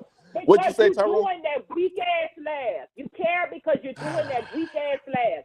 And that's what people Hey, do. and all They of this laugh because I when said they Kamala care. Harris is This stupid. her turn This Yeah, to lady talk. gotta jump up exactly there and because defend. It's her turn to talk. okay, but listen, you This got to lady gotta understand. jump up. What is she, your Listen. daughter or You something? white man- You No, but screaming you like she family. listen. You got to white man- understand. white You man call on here. tap dancing ass Sambo. You Listen. white man tap dancing cool ass Sambo nigga. But you got to understand, ABC, that you Cool-ass calling here Sambo. calling Kamala Harris stupid, right? And she is way more qualified than Donald Trump could ever imagine being. And whenever you Okay, explain that. Explain that, Tyrone. because of her He was education. president before. Okay, And I'm you going to dumb explain too. it to you. And you dumb too. Because of And her you dumb education. Because of her I can't hear you, education. Tyrone. Tell because- that lady to stop talking in the background. Because of her education credentials, because of the positions that she held in government in California and federally, and the things that she accomplished as the vice president, she is way more qualified than Donald Trump has ever been, especially with him not having no experience whatsoever in government. But when you came on here, you said that people just repeating what the media say about the economy. So I pulled up a chart of the stock market under Donald Trump and Joe Biden. And if you look at the screen, you can see up under the Joe Biden, the stock market went up to the highest point that it's ever been compared to Donald Trump. It's not that we're listening to people and repeating Okay, what people so say. just real Shut quick, up, the shut stock up, market is the shut up. indicator. Listen, let me show you. It's not You that the we're one talking listening. about the economy? Well, that's what you came on here and said. You said that Yeah, we but just. the stock market ain't the economy. Oh, what is the stock But now market? you saying that you switching the How floor, about that nigga. inflation? That's How a much does pivot, butter dog. cost? That's a pivot. They Stop talked about it pivoting. on Morning Joe. They Okay, said so the cost of butter was like $3, and all of them was like, "What, $3?" okay, well, Tell him Then to his stop wife ABC, said, pivoting. "No, okay, $7." listen, you're gonna have to shut up. Listen, Right. the And you see inflation. how dumb he is? Yeah, because He you don't know dumb. the difference between. Listen, the You don't inflation. know the difference The I can't between hear you, Tyrone. Some inflation nut job and is the screaming in the economy. background. okay, so And the Some he dumb doesn't lady inflation. know the screaming in the difference background. I can't hear between. you. The He inflation. doesn't know the difference between I can't hear you. I'm inflation telling you. Every and the time you talk, Okay, economy. well, some dumb lady You're yelling in the you're background. making it and you're worse. even a dummy. You're dummy. You don't even know the difference between inflation and the economy. You're Okay, dummy. Tell that dumb And lady you to don't be even know quiet. how inflation Go works. make me a sandwich, lady. okay. Now, ABC, we ain't finna do You're all too that now. old to be this dumb. Well, tell her to You're cut too it out, old man. to I be can't even hear this you dumb. talk. You dummy. You don't even know the difference between. You don't know that inflation is not Are the you in economy. menopause or something? Dummy. You can't stop talking. Okay, ABC, No, that's you're enough of just that now. dumb. Okay, all right. I'm gonna stop. Dumb. Oh, hey, I'm And gonna you hang up. don't I'm even listening know. to you, Tyrone, What but about the I'm gonna hang up. earth? You're Well, let me dumb. point this You're out about dumb. inflation. The You're inflation, dumb and you're ignorant. You the dumbass. inflation was at a level when Trump came into the office in 2016, and it was kind of level. And then the pandemic hit in 2019, and inflation dropped. The reason that inflation dropped is because the supply market stopped. It came to a screeching halt. Won't nobody selling nothing. Won't nobody buying nothing. Won't no ships being moved. None of that stuff. So everything worldwide came to a halt. And then when the markets opened back up, inflation shot the fuck back up because the inventory was high, right? So that was a Donald Trump problem. So Joe Biden came into the office and he had to manage that boost in inflation to get it back down. And if you look at the chart, that's exactly what the fuck Biden was doing. Was he brought the inflation back down after it had went up on after the pandemic. So when ABC come on here with his talking points about inflation, the only reason that he's talking that way is because yes, up under the Biden administration, it went up, but the reason that it went up was because of the global pandemic. That didn't have shit to do with Joe Biden, but what you can give Joe Biden credit for is managing the inflation, and you can give his agency, his administration, for trying to lower these rates and get it back down so we could have better prices. These people use inflation as a talking point like they know what the fuck they talking about. I could Tyrone, go ahead. Tyrone, Mm-hmm. why are you explaining this to somebody with a 6th grade knowledge of stuff? This is a dumb person. He doesn't understand this. Because he came on here and said that the economy is messed up. Look at inflation. Doesn't even understand how inflation works. But he's always over here running his mouth, talking. And I sit back and I listen. He's dumb. He doesn't know half the stuff that he's talking about. I would like to say laughing because he doesn't know what he's talking about. And y'all put up with that laughing that he does. And yeah, go ahead, ABC, and do shows and talk about me all you want. That goes to that really goes to how much intellect you have. You don't have much. You're dumb. You're dumb. You don't even understand how economics and how these different things like that work. The economy is one thing. Inflation is controlled by something else. But dumb people don't know that. And Tyrone took the time to explain all of that. I guess it's better if you was asked about tariffs. You don't understand how any of that works because you're dumb. Yeah, he don't. Because you're dumb. Well, Tyrone, I bet you. A moron, and you're too stupid to know that when men start calling women who are smart and who are educated and who has paid their dues dumb and morons, and that they got to where they were on their knees, that's misogynistic. I feel sorry for you, and I don't feel sorry for you. I feel sorry for the women that's in your family, that you are that man. You are that person. And yes, I took offense to that because I'm tired of that. I'm tired of the men in our community behaving that way. when it does not do you any good.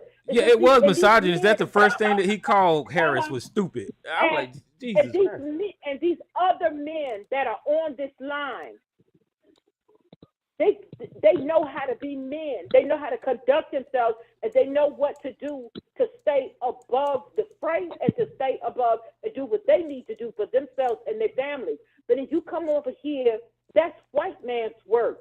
When you come over here with the misogyny, you're doing white man's work. Yes.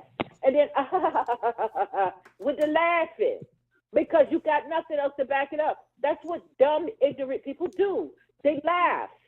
They insult and they laugh and they spew incorrect information. And Tyrone, you took the time to explain it. He doesn't understand that. And that is the problem that we've been talking about all night on this phone of why the country went the way that it went. Because you got misinformation, you got dumb people like that. They do not see they fly, and they don't see their hand, and they cut off their nose to spite their face. They call names, and when you all call up, they hang up on people, and they dodge, they play that game, they stand sitters. That is why the country is in the predicament it is in. Because you got black men over here playing the white man's game by being misogynistic. You're playing the game for them. You don't hear these other men over here doing that. You don't, because you're not a man like the rest of them. You don't know how to conduct oneself, and y'all do that. And as a black woman, I'm tired of it. If I can come over here and support you guys and conduct myself like I have said, and I come over here and I'm for everybody. I'm for men and for women. I'm for the betterment of us all. And it's been for years. You have pieces of shit like that come on, and they start with the misogyny. They start running down the women.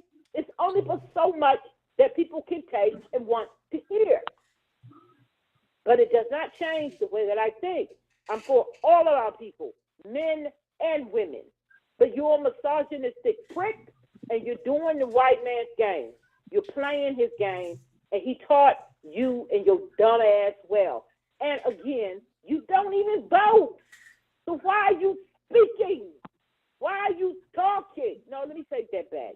You have a right to speak because you're a human being. So I take that back. No, you're right. He shouldn't be talking about politics because he didn't vote. No, he should. No, everybody. Well, maybe not about politics, but everybody has a right to speak their opinion. And I'm a firm believer. I'm a champion of that. I think she's right. If a motherfucker want to show you that they stupid as fuck, you got every right to step out the way and let them show that they stupid as fuck. Because I would challenge anybody to take ABC's word right now and go and check the inflation rate. And you will see that he's stupid because it's low right now. So go check it. It's under Biden. It's Biden's inflation rate right now. Well, it's back to normal. That's the thing that they do. That's the thing that they do. So go check the shit. Go ahead. I want to apologize to all of you men over here because I overstepped. No, sis, don't do that. Don't do it. I don't. No, you good. You good. You ain't got to do that. You ain't got to do that. I ain't gonna accept your apology because you ain't got to do all that shit. I said some things about black men that I never thought I would say, but it just gets. It ain't like it wasn't true. It ain't like it wasn't true. So you good. You straight. You straight in the dough. You know what I'm saying? You know, I probably couldn't have said it any better. And Lord knows I talk a lot. So I'm just saying, challenge his words. Go see what he's saying. He's saying Biden's inflation rate is too high. Why take his fucking stupid ass word for it? Go look it up right now. That's the thing, is that the right wing use that as a talking point, but they don't never give you the full picture, like the effects that the pandemic had on inflation. And when the global market shut down and then they opened back up, Biden had to manage all of that. He had to manage a whole fucking lot. And every, you know, there's already people regretting. See, ABC talking too quick out the side of his neck once again, because people are already regretting putting that fool in the White House, and the regrets are only gonna get deeper and deeper. Now, I still pose the same question to all y'all jabronis, ABCs, and the like. What you gonna do when you figure out you was tied to the wrong motherfucking pole, you was duped, you look like an idiot, you gonna feel bad about yourself. So I know you ain't gonna want to come around here. But how you gonna feel? Cause see, all of this is real life, bro. This shit is history. It's being written as we speak, brother. And I tend to pose this question to a lot of my black males, because you're going to get a question about what you did at this moment for your daughter, for your loved female in history. You're going to get this question later on. You ain't thinking about it now because you a jabroni. You're a crash test dummy that the white man sends out to do all his practice on, dumb motherfuckers. But like I said, what you gonna do? How you gonna answer? How you gonna feel about yourself? But they don't care. They don't care, mama's boy. As long as they can own the libs or own the Dems, that's all that matters to them. Their own family. It's already costing marriages, Tyrone. It's already costing marriages right now. That's what I was saying. Is that their own family members don't matter to them as long as they got their talking points. Because, like you said, there is a lot of people on social media, TikTok and Instagram, talking about breaking up with their damn significant other, talking about not talking to family members because they found out that they voted for Trump. There's a whole lot of people that are now realizing that these idiots like ABC didn't vote, but these idiots that voted for Trump voted against their own interests in their own families and their own women in their families. And these people are not liking that. You know what's the deeper part, though? I mean, we could have these conversations and people could put a persona on.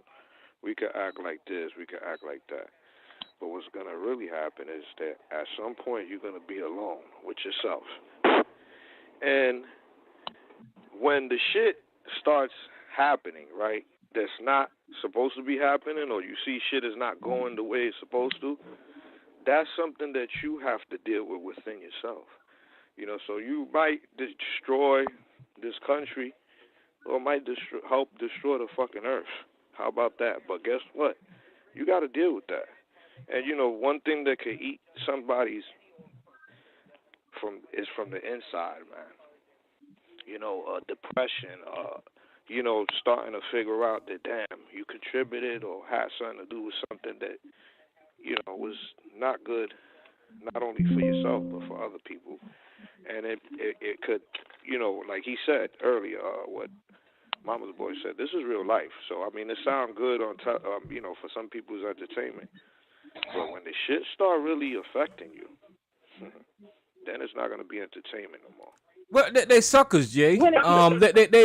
Trump promised that he would call for an end to the war in Ukraine as soon as he got elected. And the first thing Vladimir Putin did, I don't know why it was headlines, but in Russia they was putting up pictures of Melania nudes and mocking Donald Trump. They were mocking Donald Trump, and Donald Trump claimed that he had a conversation with Putin about stopping the war, and Putin put out that that's a lie. So Donald Trump just lying to these people, and for some reason they believe that dumb shit that Donald Trump is saying. And about the economy, because he's a failed businessman, he's using that as clout, and people are just listening to that bullshit like Donald Trump know what the hell he's doing. Donald Trump was the president up under a global pandemic, had the highest unemployment rate, and couldn't do shit about it. He didn't know how to manage it. When Obama had left him a plan on how to manage a pandemic, he didn't utilize that. And there was a lot of people out of work. A lot of businesses closed down up under Donald Trump because he didn't know what the fuck he was doing. And Joe Biden had to come behind him and clean it up. And a lot of people died. A lot of people died unnecessarily. It just burns me. People come on here laughing. And my main thing is I'm trying to be positive by saying I want everybody but I want my people to be okay through this. And it just burns me. And people laugh, oh, it's moron, oh, it's a joke. And I'm worried about my people. I'm worried about my own. I'm worried about y'all. I'm worried about y'all's children and y'all's family. I'm worried about them. I'm worried about my people the most, all of y'all. And I don't see why I don't burn y'all, that people come up with, it probably do, I can't say that. But people come over here laughing and making jokes and playing white people's games and being misogynistic and stuff. This is serious business. I worry about all of y'all, Tyrone's, your grandkids, you being in South Carolina, Mama's boy being in Texas, Jay in New York, so they're different. I worry about that. I want us to be okay, and this is just not a laughing matter to me. It's just not. It's just not.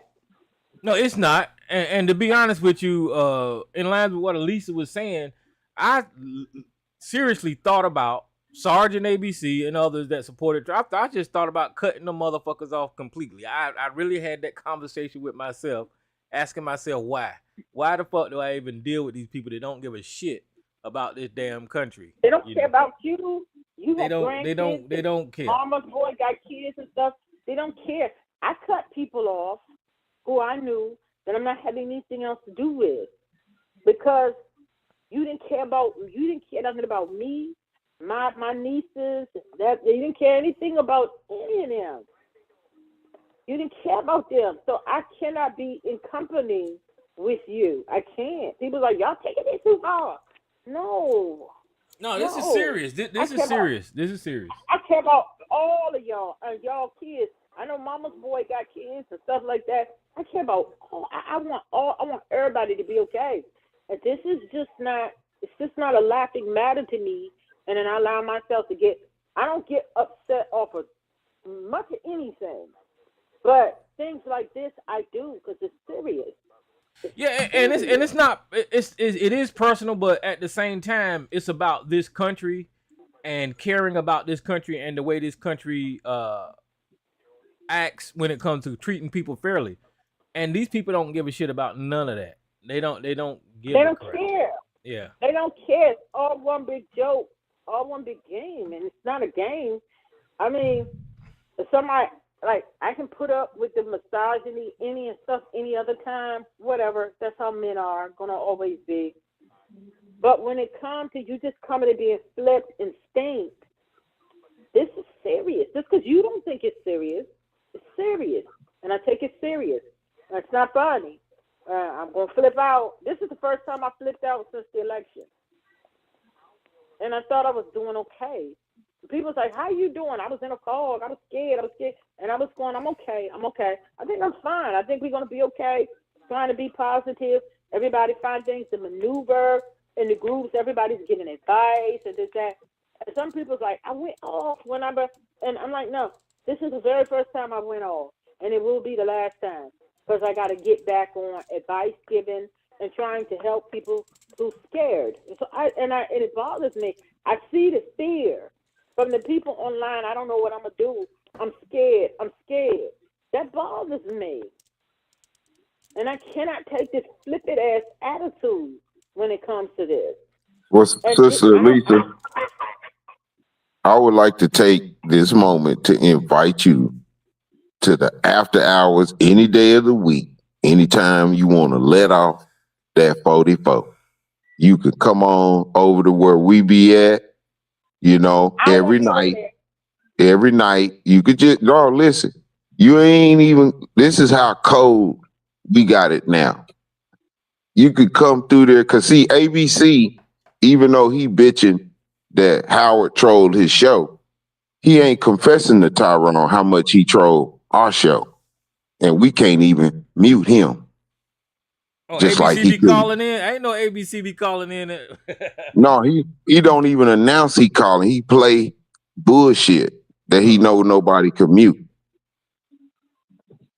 He play bullshit. No, y'all can have that. You know what I'm saying? So anytime, I'm just saying, if you want to let off some steam and you don't want it to, affect your daily and you want to regenerate, come on over. We got sisters. We got soldiers be there every night. Sisters be in there every night. Arguing and stuff. No, Arguing we and just fussing and stuff like that. we be in there having good conversation, and it works. Every now and again, we'll have like some Anthony shit happen, and it may take a week to wash and rinse that through, but we maintain. We it's longevity. We used to trolls. You know what I'm saying, No, sis? I'm not used to trolls. I'm not used to trolls. But Well, this is you the don't first have to time I've stay. listened. Ain't nobody telling you have to stay. If you get into No, one of but your moments and you don't want to let off on the block, you don't want to let off on the Thursday night, you can creep through on a Sunday night when it's quiet and just go the fuck off and hang up. Nobody would even know. But we there. We there. And Tyrone, Okay. I might hit you up in a month to take this show down. Because I said some awful things. You didn't say about black nothing. men. They didn't say nothing that bad. I don't Yeah, I think was you talking said nothing about that people. bad. We love I you, was talking Sister about people. Lisa. I No, appreciate what I was you talking say. about people's testicles and stuff like that. And Man, he know he got some old crusty ass goddamn testicles that don't work no more. You didn't say nothing that wasn't true. You didn't say nothing that wasn't true, sis. Don't you feel bad at all? That's why he called in here, because his testicles don't work no more. Uh-oh. I didn't say that. I didn't Well, say I they didn't took work. the mantle. I took the mantle as usual. You gave me great ammo, and I'm gonna use it. I didn't say that. You said that. I just said I was talking about. Like some old walnuts, Anyway, sis. Like some old walnuts. I didn't say that. I didn't say that. You said that. Anyway, but I might hit you up, Tyrone, about taking this down because I went a little too far. Because this is serious. I'm not gonna hit you up now. Maybe in a month or so, I might hit you up. Okay. No, I'm not gonna hit you up. Just do whatever you're gonna do. It is what it is. I wouldn't do that because this is your program. It was a masterpiece. Huh? It was a masterpiece. It was a masterpiece. I overstep, and I don't like to do that. I don't like to get in the way when a sister is painting like you was painting, and now you want to take the fresco away from us? Nah, I don't think. No, I don't take it. No, that's why I said no. Just leave it. It is what it is. I'm not gonna overstep. I've never done that with Tyrone. I don't overstep. That man deserved what you said. That man, sis, we don't hear I hear of just like you hear of the rhetoric that's said and the words that are said about us and what we do. And see, you such a small part of the whole week, right? But somehow you end up in it. And they listen to us all week long, troll us all week, and then use us on a Saturday show. But he complains about Howard. That's pretty interesting. That tells you, how lame the man is in the first place. I mean, so many lame things you could look at to see what he is. You don't really have to listen to what he say. He do a lot of lame shit. So you said everything right tonight. So I don't want you to go away feeling like you didn't say some untrue shit. You have ran across a couple of old, dried up, ruined walnuts, and you done cracked them some bitches and seen what's on the inside. You were right. So don't you feel bad, sis. You move on. You had a great night. Bow your head. You had a great night.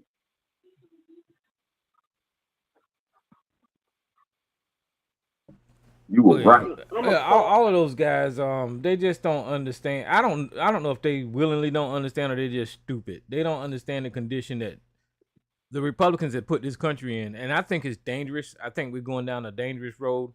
We've never been this before in history, and I don't know. You got a whole bunch of criminals and people with inexperience and just all out evil people just running our government now, and we don't know what effect that's going to have on any of us. And that's something to worry about. Well, you know that moron that ABC was talking about, Tyrone. I'm gonna say this, and I'm gonna step back. But she said these words out her own mouth. So if you want to say she's a moron, tell me how. She said that Donald Trump and people that run with Donald Trump, they are very unserious people. But the damage they could do to this country is very serious. Now you tell me what's stupid about that, dickhead. Without a doubt, man. And it's a scary thing. I mean, it just is. I don't know what else to say about that. Whenever you're talking about closing down government agencies, and you know a high percentage of our demographic works in the government, what is that going to do for the black population in this country? They're talking about cutting social programs and different things like that. A lot of our people depend on that stuff. And that scares me. A lot of our people depend on those things. They depend on the Affordable Care Act. They depend on not just Social Security for your retirement, but you have people that depend on Social Security for their children, people who are ill or have different things that people get Social Security for. They depend on that. You have people who depend on it's not food stamps anymore. What do you call it when you get SNAP? They call it SNAP now? SNAP and SNAP. That's what they call it, SNAP. Yeah, they depend on SNAP to help them because food is expensive now. A lot of our people depend on that stuff. And that's what I said, our vulnerable people. A lot of our people in our community, they depend on that kind of. So what? And that's what I'm afraid of. And I'm trying to remain positive about it. Then you have other people just like this is Barack Obama was running against Mitt Romney. You see what I'm saying? It's not that election. Or it's not even when who did George W. Bush and Al Gore. Yeah. It's not that. It's not that if W won, okay, we still gonna exist. Al Gore lost, you know, we still gonna win. If Mitt Romney had beat Barack or John McCain, okay, you know, tighten up a little bit. We know how the Republicans roll. I'm not a Republican or Democrat, I'm independent, but I know they more so on giving tax cuts to the rich. We know how they roll with their politics. But we'll be all right. You know, let's see what we go do in 4 years. Everything isn't destroyed. This is not that election. Mm-hmm. And you got people who, because they dumb, they don't get, they just dumb. They just dumb. They're dumbing down. And people who are too old to be this dumb. And how you get like that? I get Sarge. He's from way back. He's military. He's Republican. Well, he's Republican. Not that. But people like that, who I was just fussing at, how you get this dumb? How you, I get Sarge. But that, I don't get this. How are you this dumb? Yeah, I mean, it's stupid and it's scary. The scariest thing that Donald Trump did, even though we talk about Matt Gaetz and all of his other appointment, was he took a Fox News host straight from TV and put him as the damn Secretary of Defense. That is really that's what I meant scary. To ask you. How you feel about that? That's what I had meant to ask you. He's replacing. Military. How do you feel? He's replacing Lloyd. He's replacing Lloyd Austin, that black general. He's replacing that guy. Mm-hmm. And this Fox News host don't know nothing about the military. And I think that he's putting him up there so Donald Trump can install military leaders that is loyal to him. And that is scary. I mean, and that guy was from Fox and Friends, but you look at it this way. He wasn't even good enough to make it to the main show. He did the weekend show. Yeah. But I'm saying being on TV shouldn't be the criteria. What you should be hiring is retired generals and people that has military experience for the Secretary of Defense. This guy, I think he was in the National Guard for a couple of years, and and went. And he got an award or two. I think he got an award. He got an award or two. But he couldn't even make it to the regular Fox and Friends. He did the weekend show. Yeah. I mean, he wasn't even good enough to do the main show. He did the weekend show. That stuff is scary. And people say, and I wanted to, I was hoping Sarge will call in tonight because I wanted to hear, because he's military. He's very proud of his military service. And I wanted to ask him how he felt about that. Well, you know, he probably going to be sniffing all on Trump and in favor of it. So. He one of them hot tour boys. But if he's honest, he got to have a real opinion on that. We got to have some type of opinion on that. So, because I had meant to ask you about that, and I forgot all about it. It's that kind of stuff. It's just like, damn. And then RFK, you know, they want to take fluoride out the water. He pushing raw milk. This is trying to kill us. Yeah, that's gonna be. I mean, I hope that there's some guardrails in place to stop these people. But the way they coming in the door with the Project 2025 agenda, they already got people in place that they're gonna install in these offices. They're gonna get rid of a lot of people. So it's kind of scary because they're gonna. I don't know what to say. You know? It's a little scary, but I wanted to give you at least a caveat to think about, Tyrone. And I don't claim to be no constitutionalist. I know my rights. I know a little of something. And, you know, states got something to say about them coming even so much into their state and snatching citizens up. So you're going to see a lot of this shit end up in court. Most of Trump's presidency is going to be in court. And he just gonna be running. What do you mean by states got something to say? What are you talking about? Well, you know, like a governor ain't gonna just let you come. Certain states ain't gonna just, you know what I'm saying, ain't gonna let you, if the federal government just come in there and start rounding folks up. You see what I'm saying? But you're gonna have some governors wanna fight that in court first. Well, yeah, you see what I mean? Which is gonna take time. You're probably talking about blue states, but what about the people in the red states, you know? No, I get that, and I think some red states are going to push back. Maybe not all of them ain't going to go along with it, and that's an even different type of fight that's probably going to end up in court.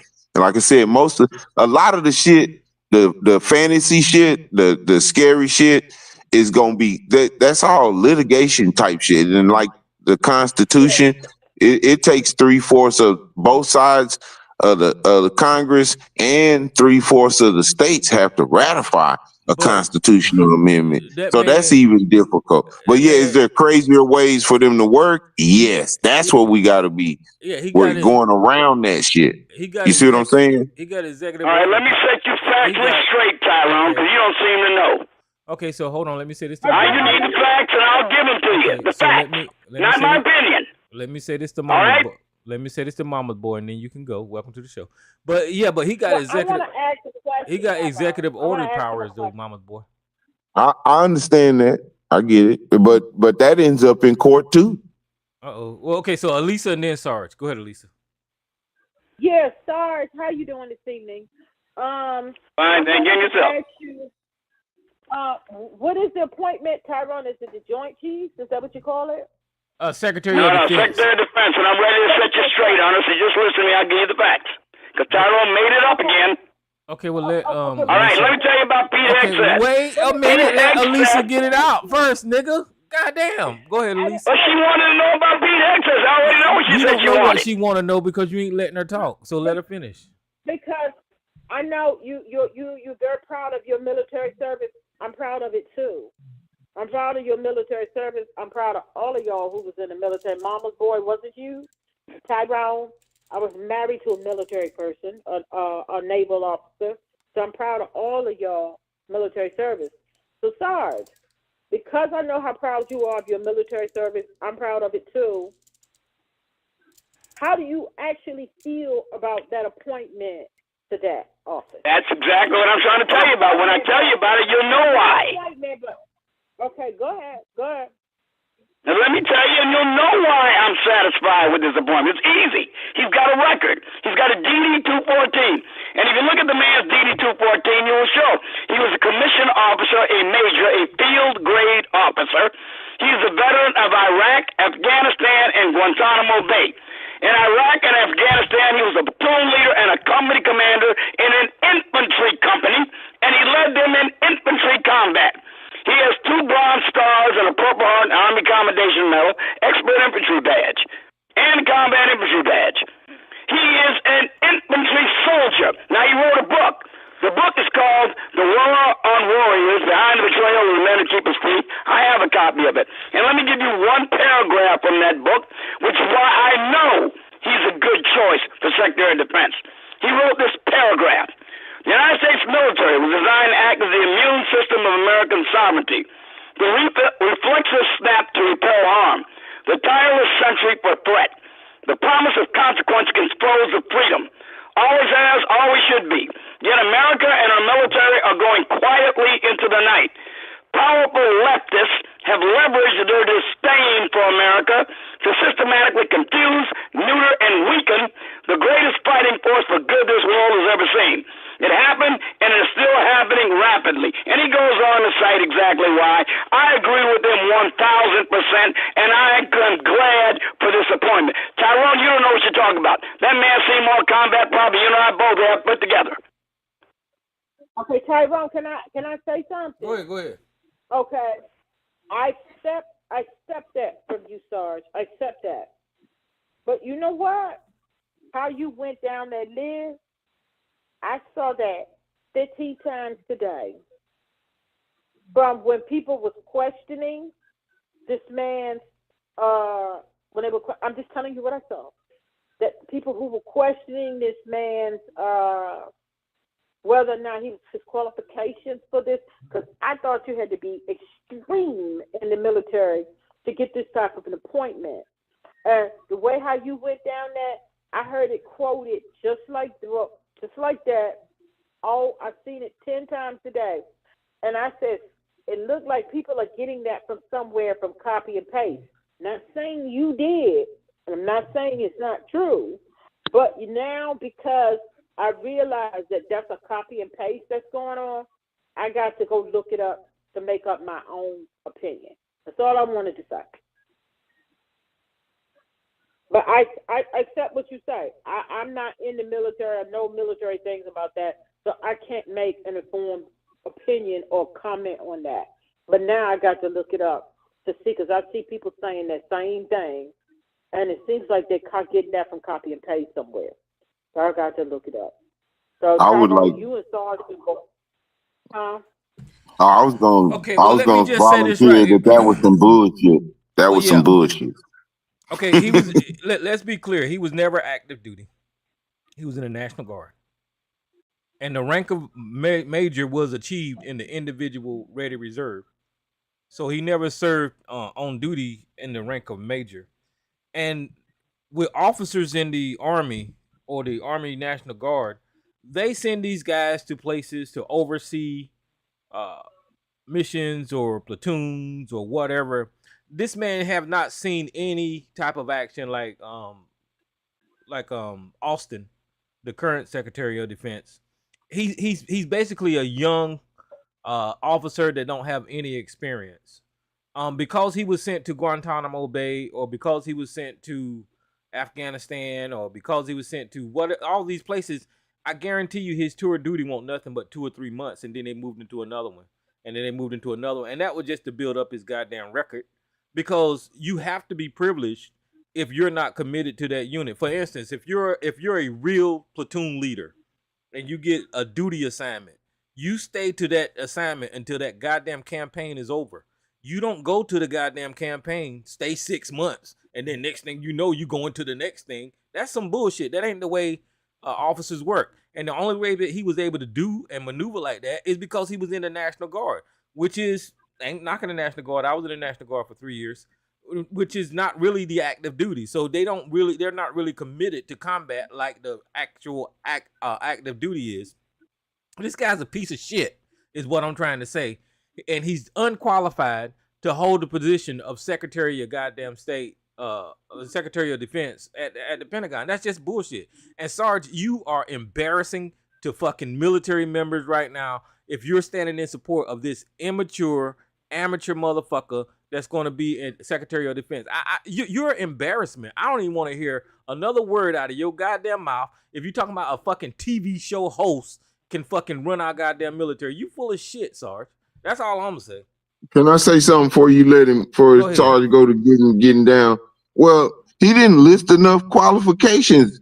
You know, I mean, God damn it, you got people that have spent a lifetime in the military to get to that position where they could be Secretary of State, and you're just gonna throw all of that combat experience, knowledge, and understanding and leadership that have been practicing this shit for fucking years, probably decades, to pass over to a novice, a light colonel, which even in the military, the active duty, Tyrone, you and I both know. Colonel. He was a major. He was a major in the Reserve. That's before. Yeah, that's before Lieutenant Colonel. Yeah. And they don't do shit. They XOs to the Lieutenant Colonel or the Colonel. They always running and doing whatever the fucking Colonel tell they ass to do. That's in the active duty. They don't do shit, even in combat. It's gonna be a colonel, a light colonel. Them the ones that lead troops. They send those little dudes down there to the companies. You know what I'm talking about. Go holler. Battalion sends those cats down to go send their orders down to the company. And go. Just get out of here. You know, you in the way. Sign this paper with me because you have to. You already know. I do. I'll serve. The people who are always in charge are generals, colonels, lieutenant colonels. Them the guys that get battalions, regiments, and whole entire bases. You know what I'm talking about. Listen. They usually give the Secretary of Defense position to a retired general. Now it can be a civilian. I gotta go look up the. Yeah, they have. If they're in the military at the time, they have to retire because they have to be. It's a civilian post. Yeah, and we've always had a civilian, a military that had civilians in charge of. It's always been the form. You guys have said a lot without letting me respond. Can I get word of this, Ray? Go ahead, man. I'll shut up. All right, now look, the guy, first of all, I will grant you he does not have large corporate military experience. I didn't say he did. I say he was a grunt and a platoon leader in combat. Leading a platoon in combat, which was attached under operational control, an National Guard outfit, was OPCON to the 3rd Battalion, 187th Regiment of the 101st Airborne Division. Now, when he went to Guantanamo Bay, he left Guantanamo Bay, went back to Baghdad, in Samarra, and he was again an infantry platoon leader. And in Samarra, he was made a civil military operations officer, where he got the Bronze Star, the Combat Infantry Badge, and another Army Commendation Medal. Then he went and volunteered, deployed to Afghanistan, and was a senior counterinsurgency instructor at the Counterinsurgency Training Center in Kabul. Now, I've already conceded he does not have large-scale corporate influence. But let me tell you something about Lloyd Austin. That motherfucker presided over the withdrawal out of Afghanistan, which was the worst conducted operation in the history of the United States Armed Forces. And he was a perfume prince who went AWOL without informing his commander-in-chief for 10 days, and nobody knew where the fuck he was. Now, I'll tell you one thing. I don't think that Pete Hegseth will ever do anything that bad, either with presiding or withdrawal from Afghanistan. And if he didn't have any direct responsibility for it because the so-called commander-in-chief overrode his decision, he should have had enough honor to resign and complain about the way it was done, because it was a debacle. It was a disgrace, and it ruined us internationally as a result. So look, don't give me this crap about that perfume prince, Lloyd Austin, being some kind of hotshot Eisenhower, because he wasn't, and he isn't. Okay, so you want to go back to, and I don't know why you bring this conversation up with me. The withdrawal from Afghanistan. You brought it up, man. Okay, I answered every damn thing you brought up. I responded directly to it. You're going to let me finish talking. The withdrawal. I know, but you said you're going to let me finish talking. And I responded to your ass. You lied. You made it up. You're going to let me finish talking. The withdrawal from Afghanistan was Donald Trump and his plan with the fucking terrorists at Camp David And that was the plan that Joe Biden and Lloyd Austin had to execute once they first got in office. That was not a Lloyd Austin. They didn't use that plan by anything. That was not a Joe Biden and Lloyd Austin plan that they initially came up with and executed.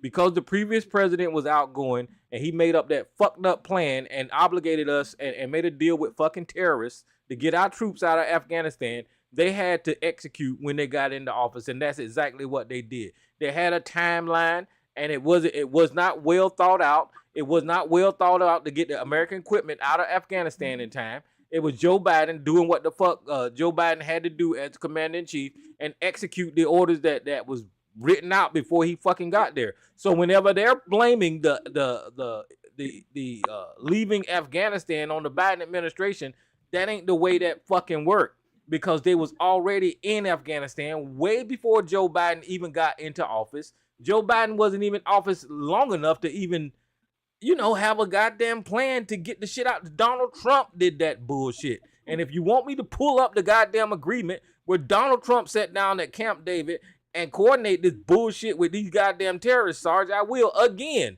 God damn, what the fuck is wrong with you? Stop repeating these damn stupid ass talking points. You're a goddamn liar. I'm gonna tell you why you're a goddamn liar. Wait a minute, hold on. Elisa was trying to talk. Go ahead, Elisa. Sarge, I'll open your mic in a minute.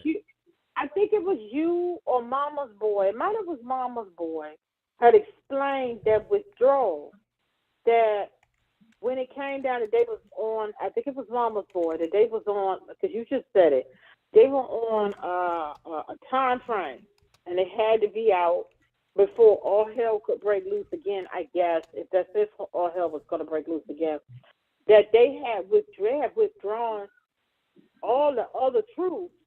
So those that were kind of like there, they were kind of like sitting ducks. I think, was that you or Mama's Boy told me? So when the time came, they had to do what they had to do. Yeah, that was me, sis. That was me. That was you. Okay, I knew it was. Yeah, because Trump had negotiated a ceasefire. So it's like lighting a fuse to a bomb just before you hand the keys to a motherfucker to go in the house.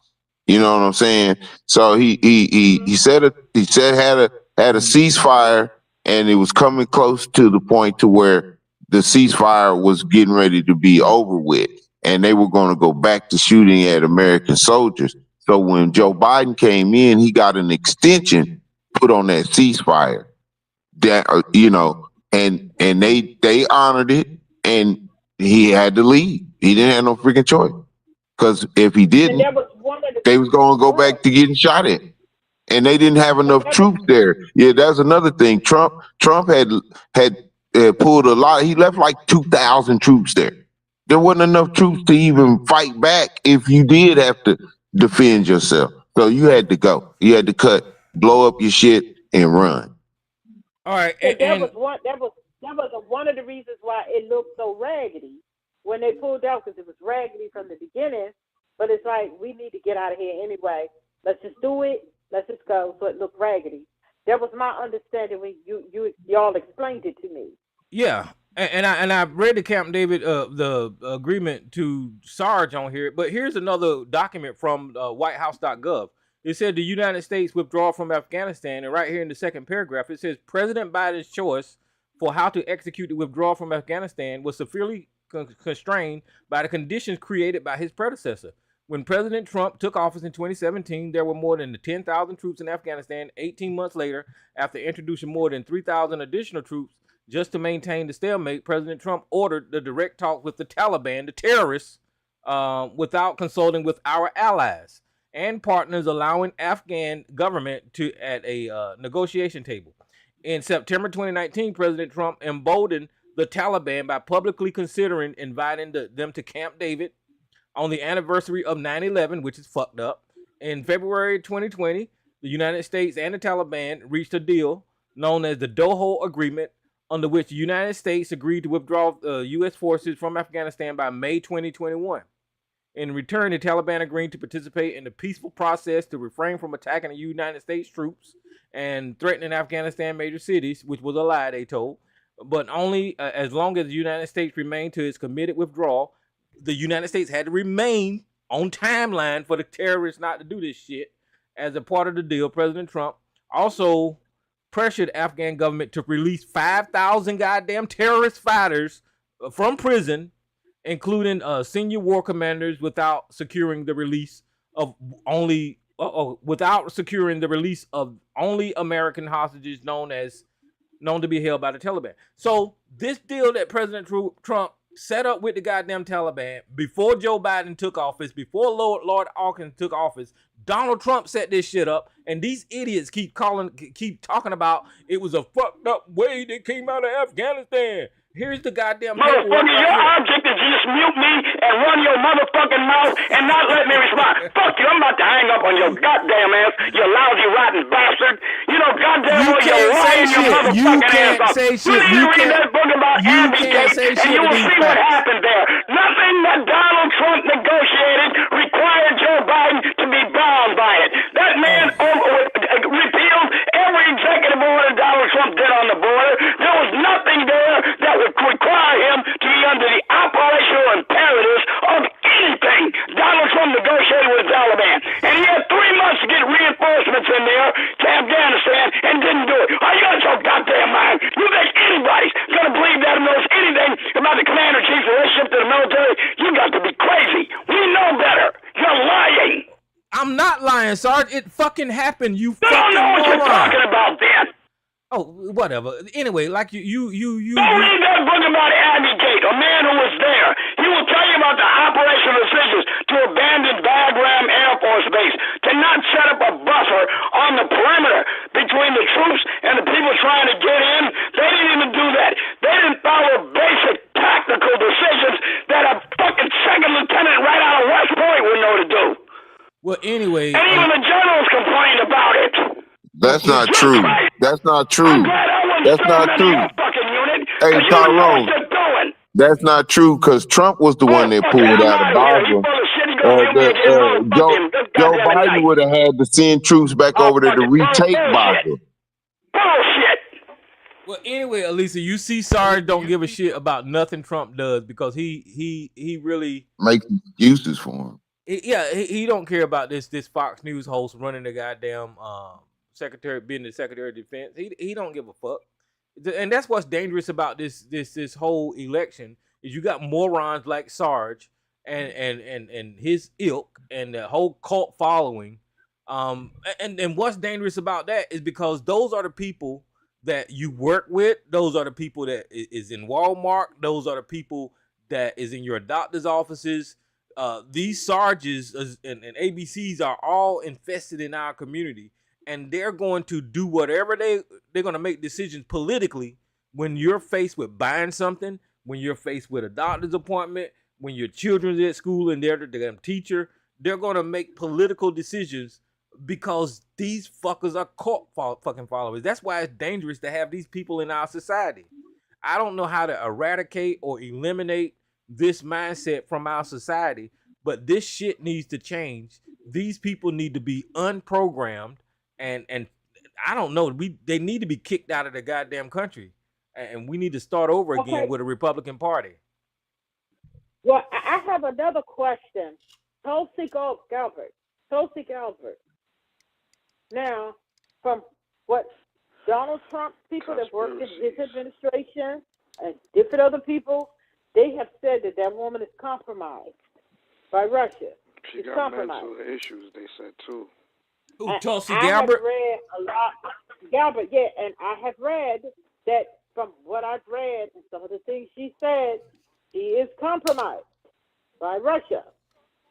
And he wants to put her head of intelligence, give her all of the intelligence.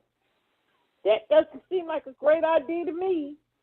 So I'm asking Sarge, what is your thoughts on that? He hung up.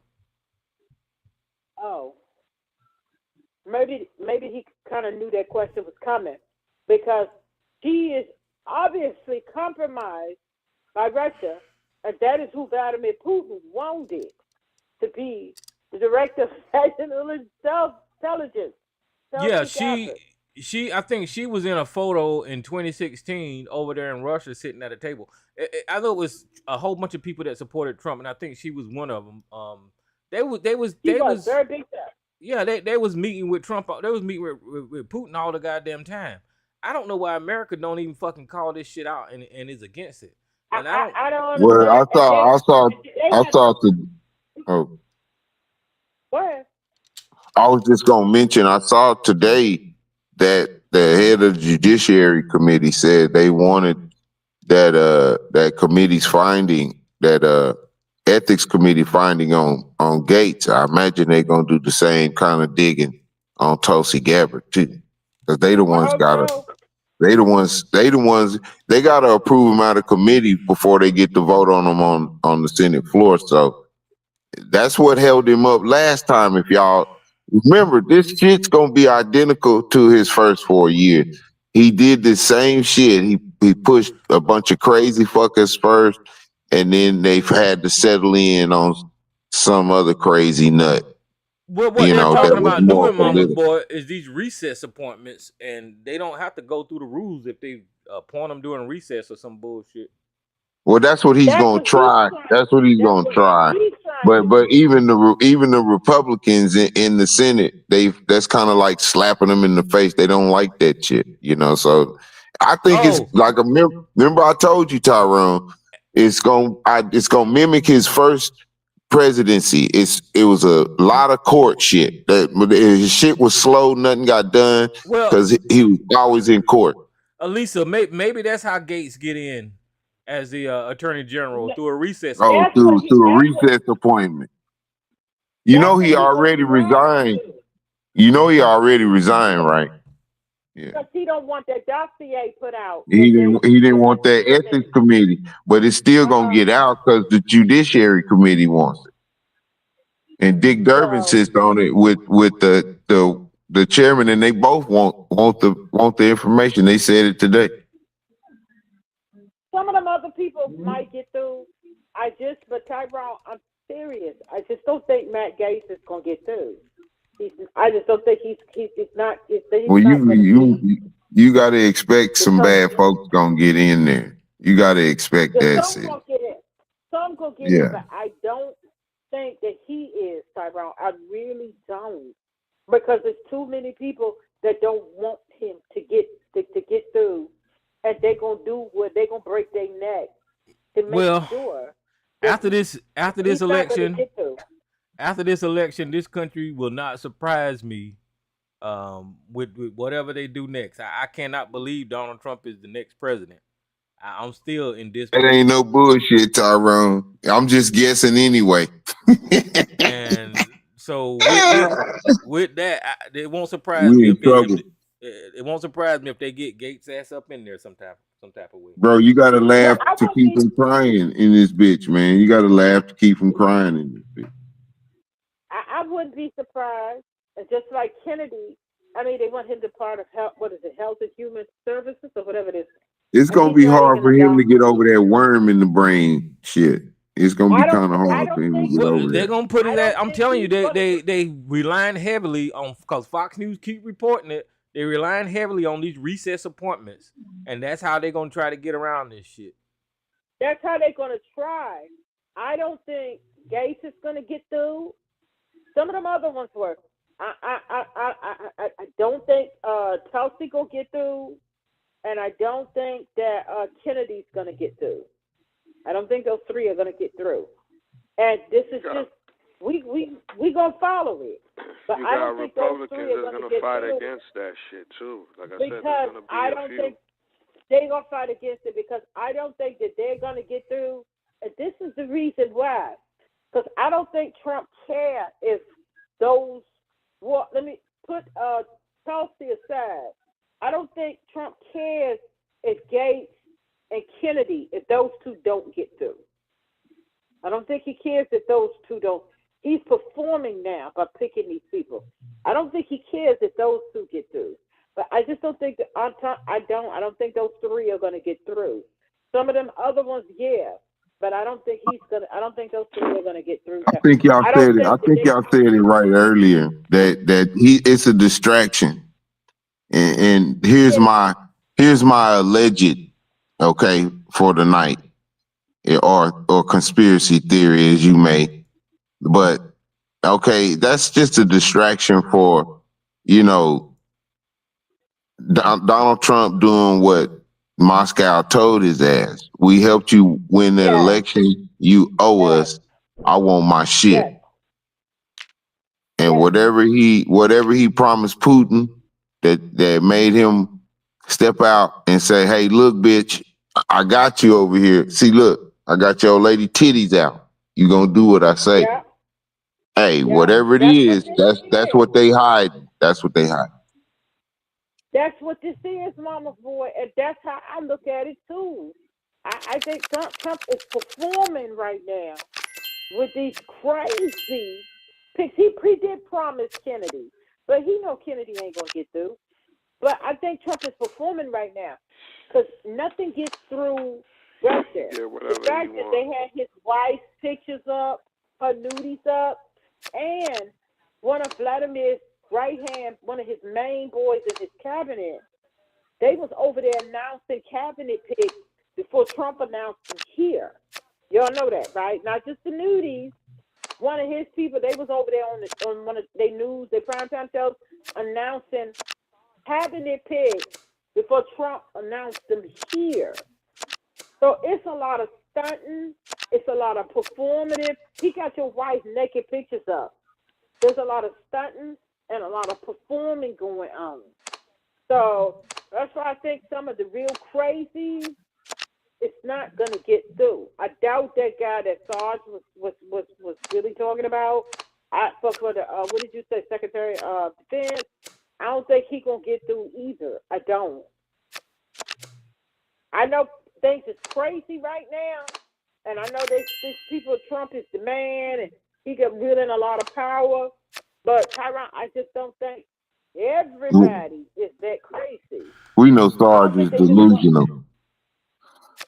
I don't think everybody is that crazy, and they're just gonna let all this stuff fly. I just don't. Well, we know Sarge is delusional. We know that. We know. Listen, y'all.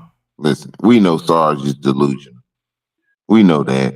I mean, he's overlooking an awful lot. Okay, but it's hard to overlook some of the foolishness, and he still musters something out of his behind. Every time, don't he? He apologizes for Trump. He speaks for Trump, even though Trump speaks for his goddamn self. Somehow we need Sarge's decipher. And when Trump says it out his own mouth, what he's gonna do, you know? And then he goes on to care, say, Mama's boy. They don't care. Sarge don't care. Sarge would watch this motherfucking country burn the fuck down, and that's why he's so fucking pathetic. As a damn former soldier, as somebody who's supposed to be a patriot, he don't give a shit about the rule of law in this country. He don't care about this country at all. And y'all heard about Trump's reparations that he talked about giving? Did y'all hear about that? No, what happened? Because you had the Tariq Nasheeds, and I'm done with ADOS because they said anyway. When Trump, he didn't use the words reparations, but y'all heard that little announcement that he gave, all the stuff he's talking about with the colleges and the schools. I'm gonna do this and I'm gonna do that, and we're not gonna give funding for any schools and any colleges that do this. Y'all heard all that, right? So he just did that, I think, 2 days ago. And we're going to cut all funding for any, like for DEI hires and all of the this and that for, how they was, not DEI, but because the Supreme Court kicked as far as for the schools and stuff like that. What do you call it? They kicked all of that to the curb. The Supreme Court took care of that for college admissions and stuff like that. And he said when he ended it that he's going to go after the dowries and the different things like that. And he said, and he's also going to have the his Justice Department file lawsuits, and all students who were hurt because of affirmative action, that money that they're going to sue for all these billions, he's going to give it to them. That's white reparations. Oh, y'all didn't hear goodness. that? Oh, no, I ain't never heard. You talking about affirmative action? Yeah, that's fucked up. He said so all students Bet you $500 students Sarge is down with that. I bet you $500 that got hurt right now. because of college placements and this and that. He going after these Ivy Leagues, and you know how they got the big dollars and big, with billions. And anybody who was hurt by that, and we know he's talking about white folks, they will get that money from the lawsuit. And I'm like, damn. So what now, ADOS, FBA? Trump talking about giving reparations to white folks. What y'all got to say about that? Hey, Sarge down with that. I'm sitting there listening like, Trump ain't going to do all of that. But it's just, but who knows, he might. But I don't think he's going to do all of that. But how you talking about giving white students, white people money, anybody who was hurt because of college placements, and you're going to attack them schools, they $1 billion dowries, and you're going to give that money to them? Well, that's why I was saying earlier, after this election, with these exit polls, the lines have been drawn or redrawn, and black people should know where they stand in this country. It is crystal clear where black people stand in this damn country. They don't. You just had one come over here laughing and grinning and being misogynistic about the whole thing. So they don't. A lot of people don't. They still don't. We just got those dried up crusty walnuts though. People still think it's a joke. So I'm like, oh snap. He said he giving white folks reparations. And people was like, what? It was like, no, you look it up, Tyrone. Because he gave a speech with talking about the colleges and the different things he's going to do. When you listen to it, he wrapped it all up. How he's going to have the Justice Department, they're going to sue them universities. And whoever was hurt by that, they getting paid. I'm like, oh, snap. He giving whoever was hurt by affirmative action. That what you're saying? Because they were hurt because of the placement and the this and that because of affirmative action. You know how black people at the Ivy League, he going to tax them people. They got them $1 billion school dowries and stuff. He's going to tax that, sue that. And anybody who was hurt, and what he mean by hurt because they didn't get the placement, and anybody who was hurt because they was teaching the college on the college level, they was teaching, critical race theory.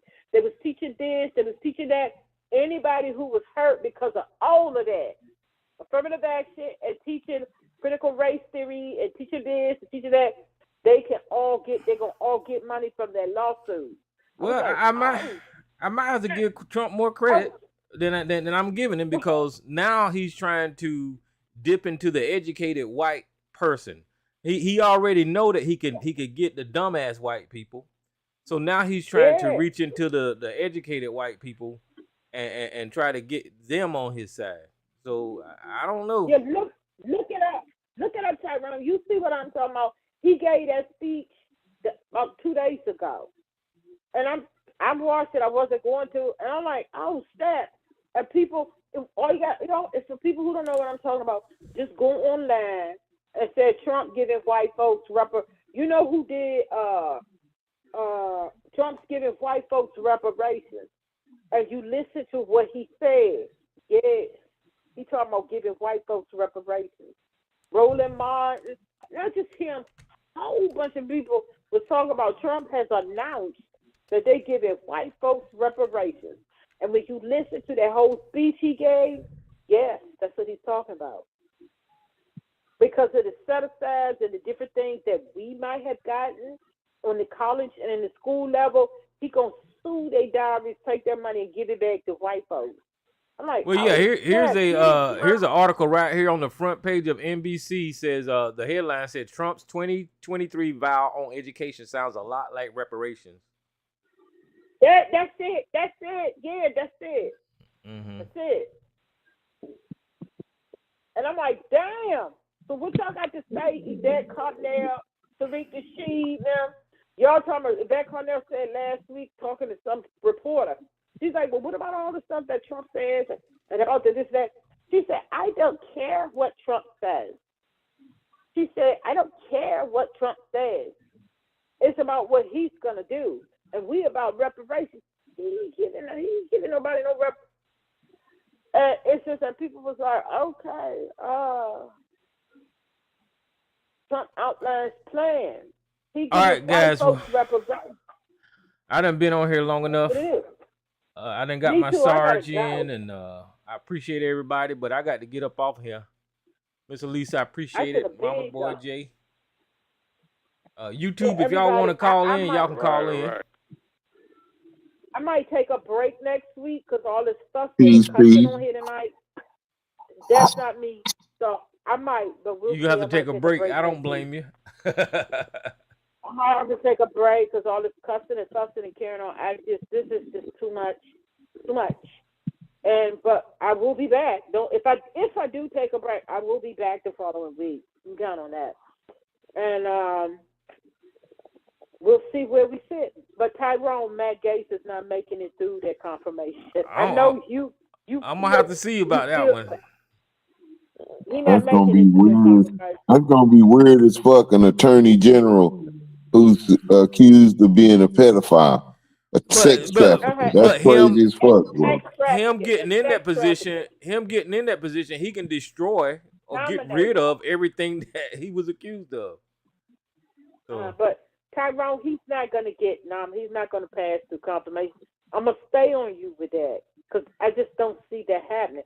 I see RFK get through before Matt Gaetz. That's I don't think he'll be able to fuck with the state's attorneys though, Tyrone. He's not gonna get through that, and I don't think Trump cared whether or not he get through because he just sued somebody else. He was doing him a solid.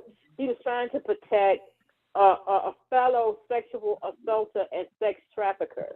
So he was trying to show support for a fellow, That's what that was. Matt Gaetz is not getting through confirmation. Trump got a lot of power, but that's not happening, Tyrone. That man is a sex trafficker, too. That's not happening. Well, so is Trump. Trump is a damn pedophile and And a sex trafficker. I know. And he was doing him a solid. That's what that was about. So they won't release that dossier he could use that he was nominated. So I'm going to drop my seat. Trump was doing him a solid. That's what that was. From sex trafficker to sex trafficker and sex offender to sex offender, he was trying to help a fellow sex offender out. That's what that was. And it's performative. Also, they're doing a lot of performing right now. But that's not. I just don't see that happening, Tyrone. And I bet you a quarter that's not going to happen. It's not happening. We're going to see. We'll see. It's not happening. But all right, guys. I'm getting ready to open up these lines. I appreciate y'all. Q&A session is over. All participants are unmuted. And if y'all on YouTube, y'all can call in. I'm getting ready to shut YouTube down.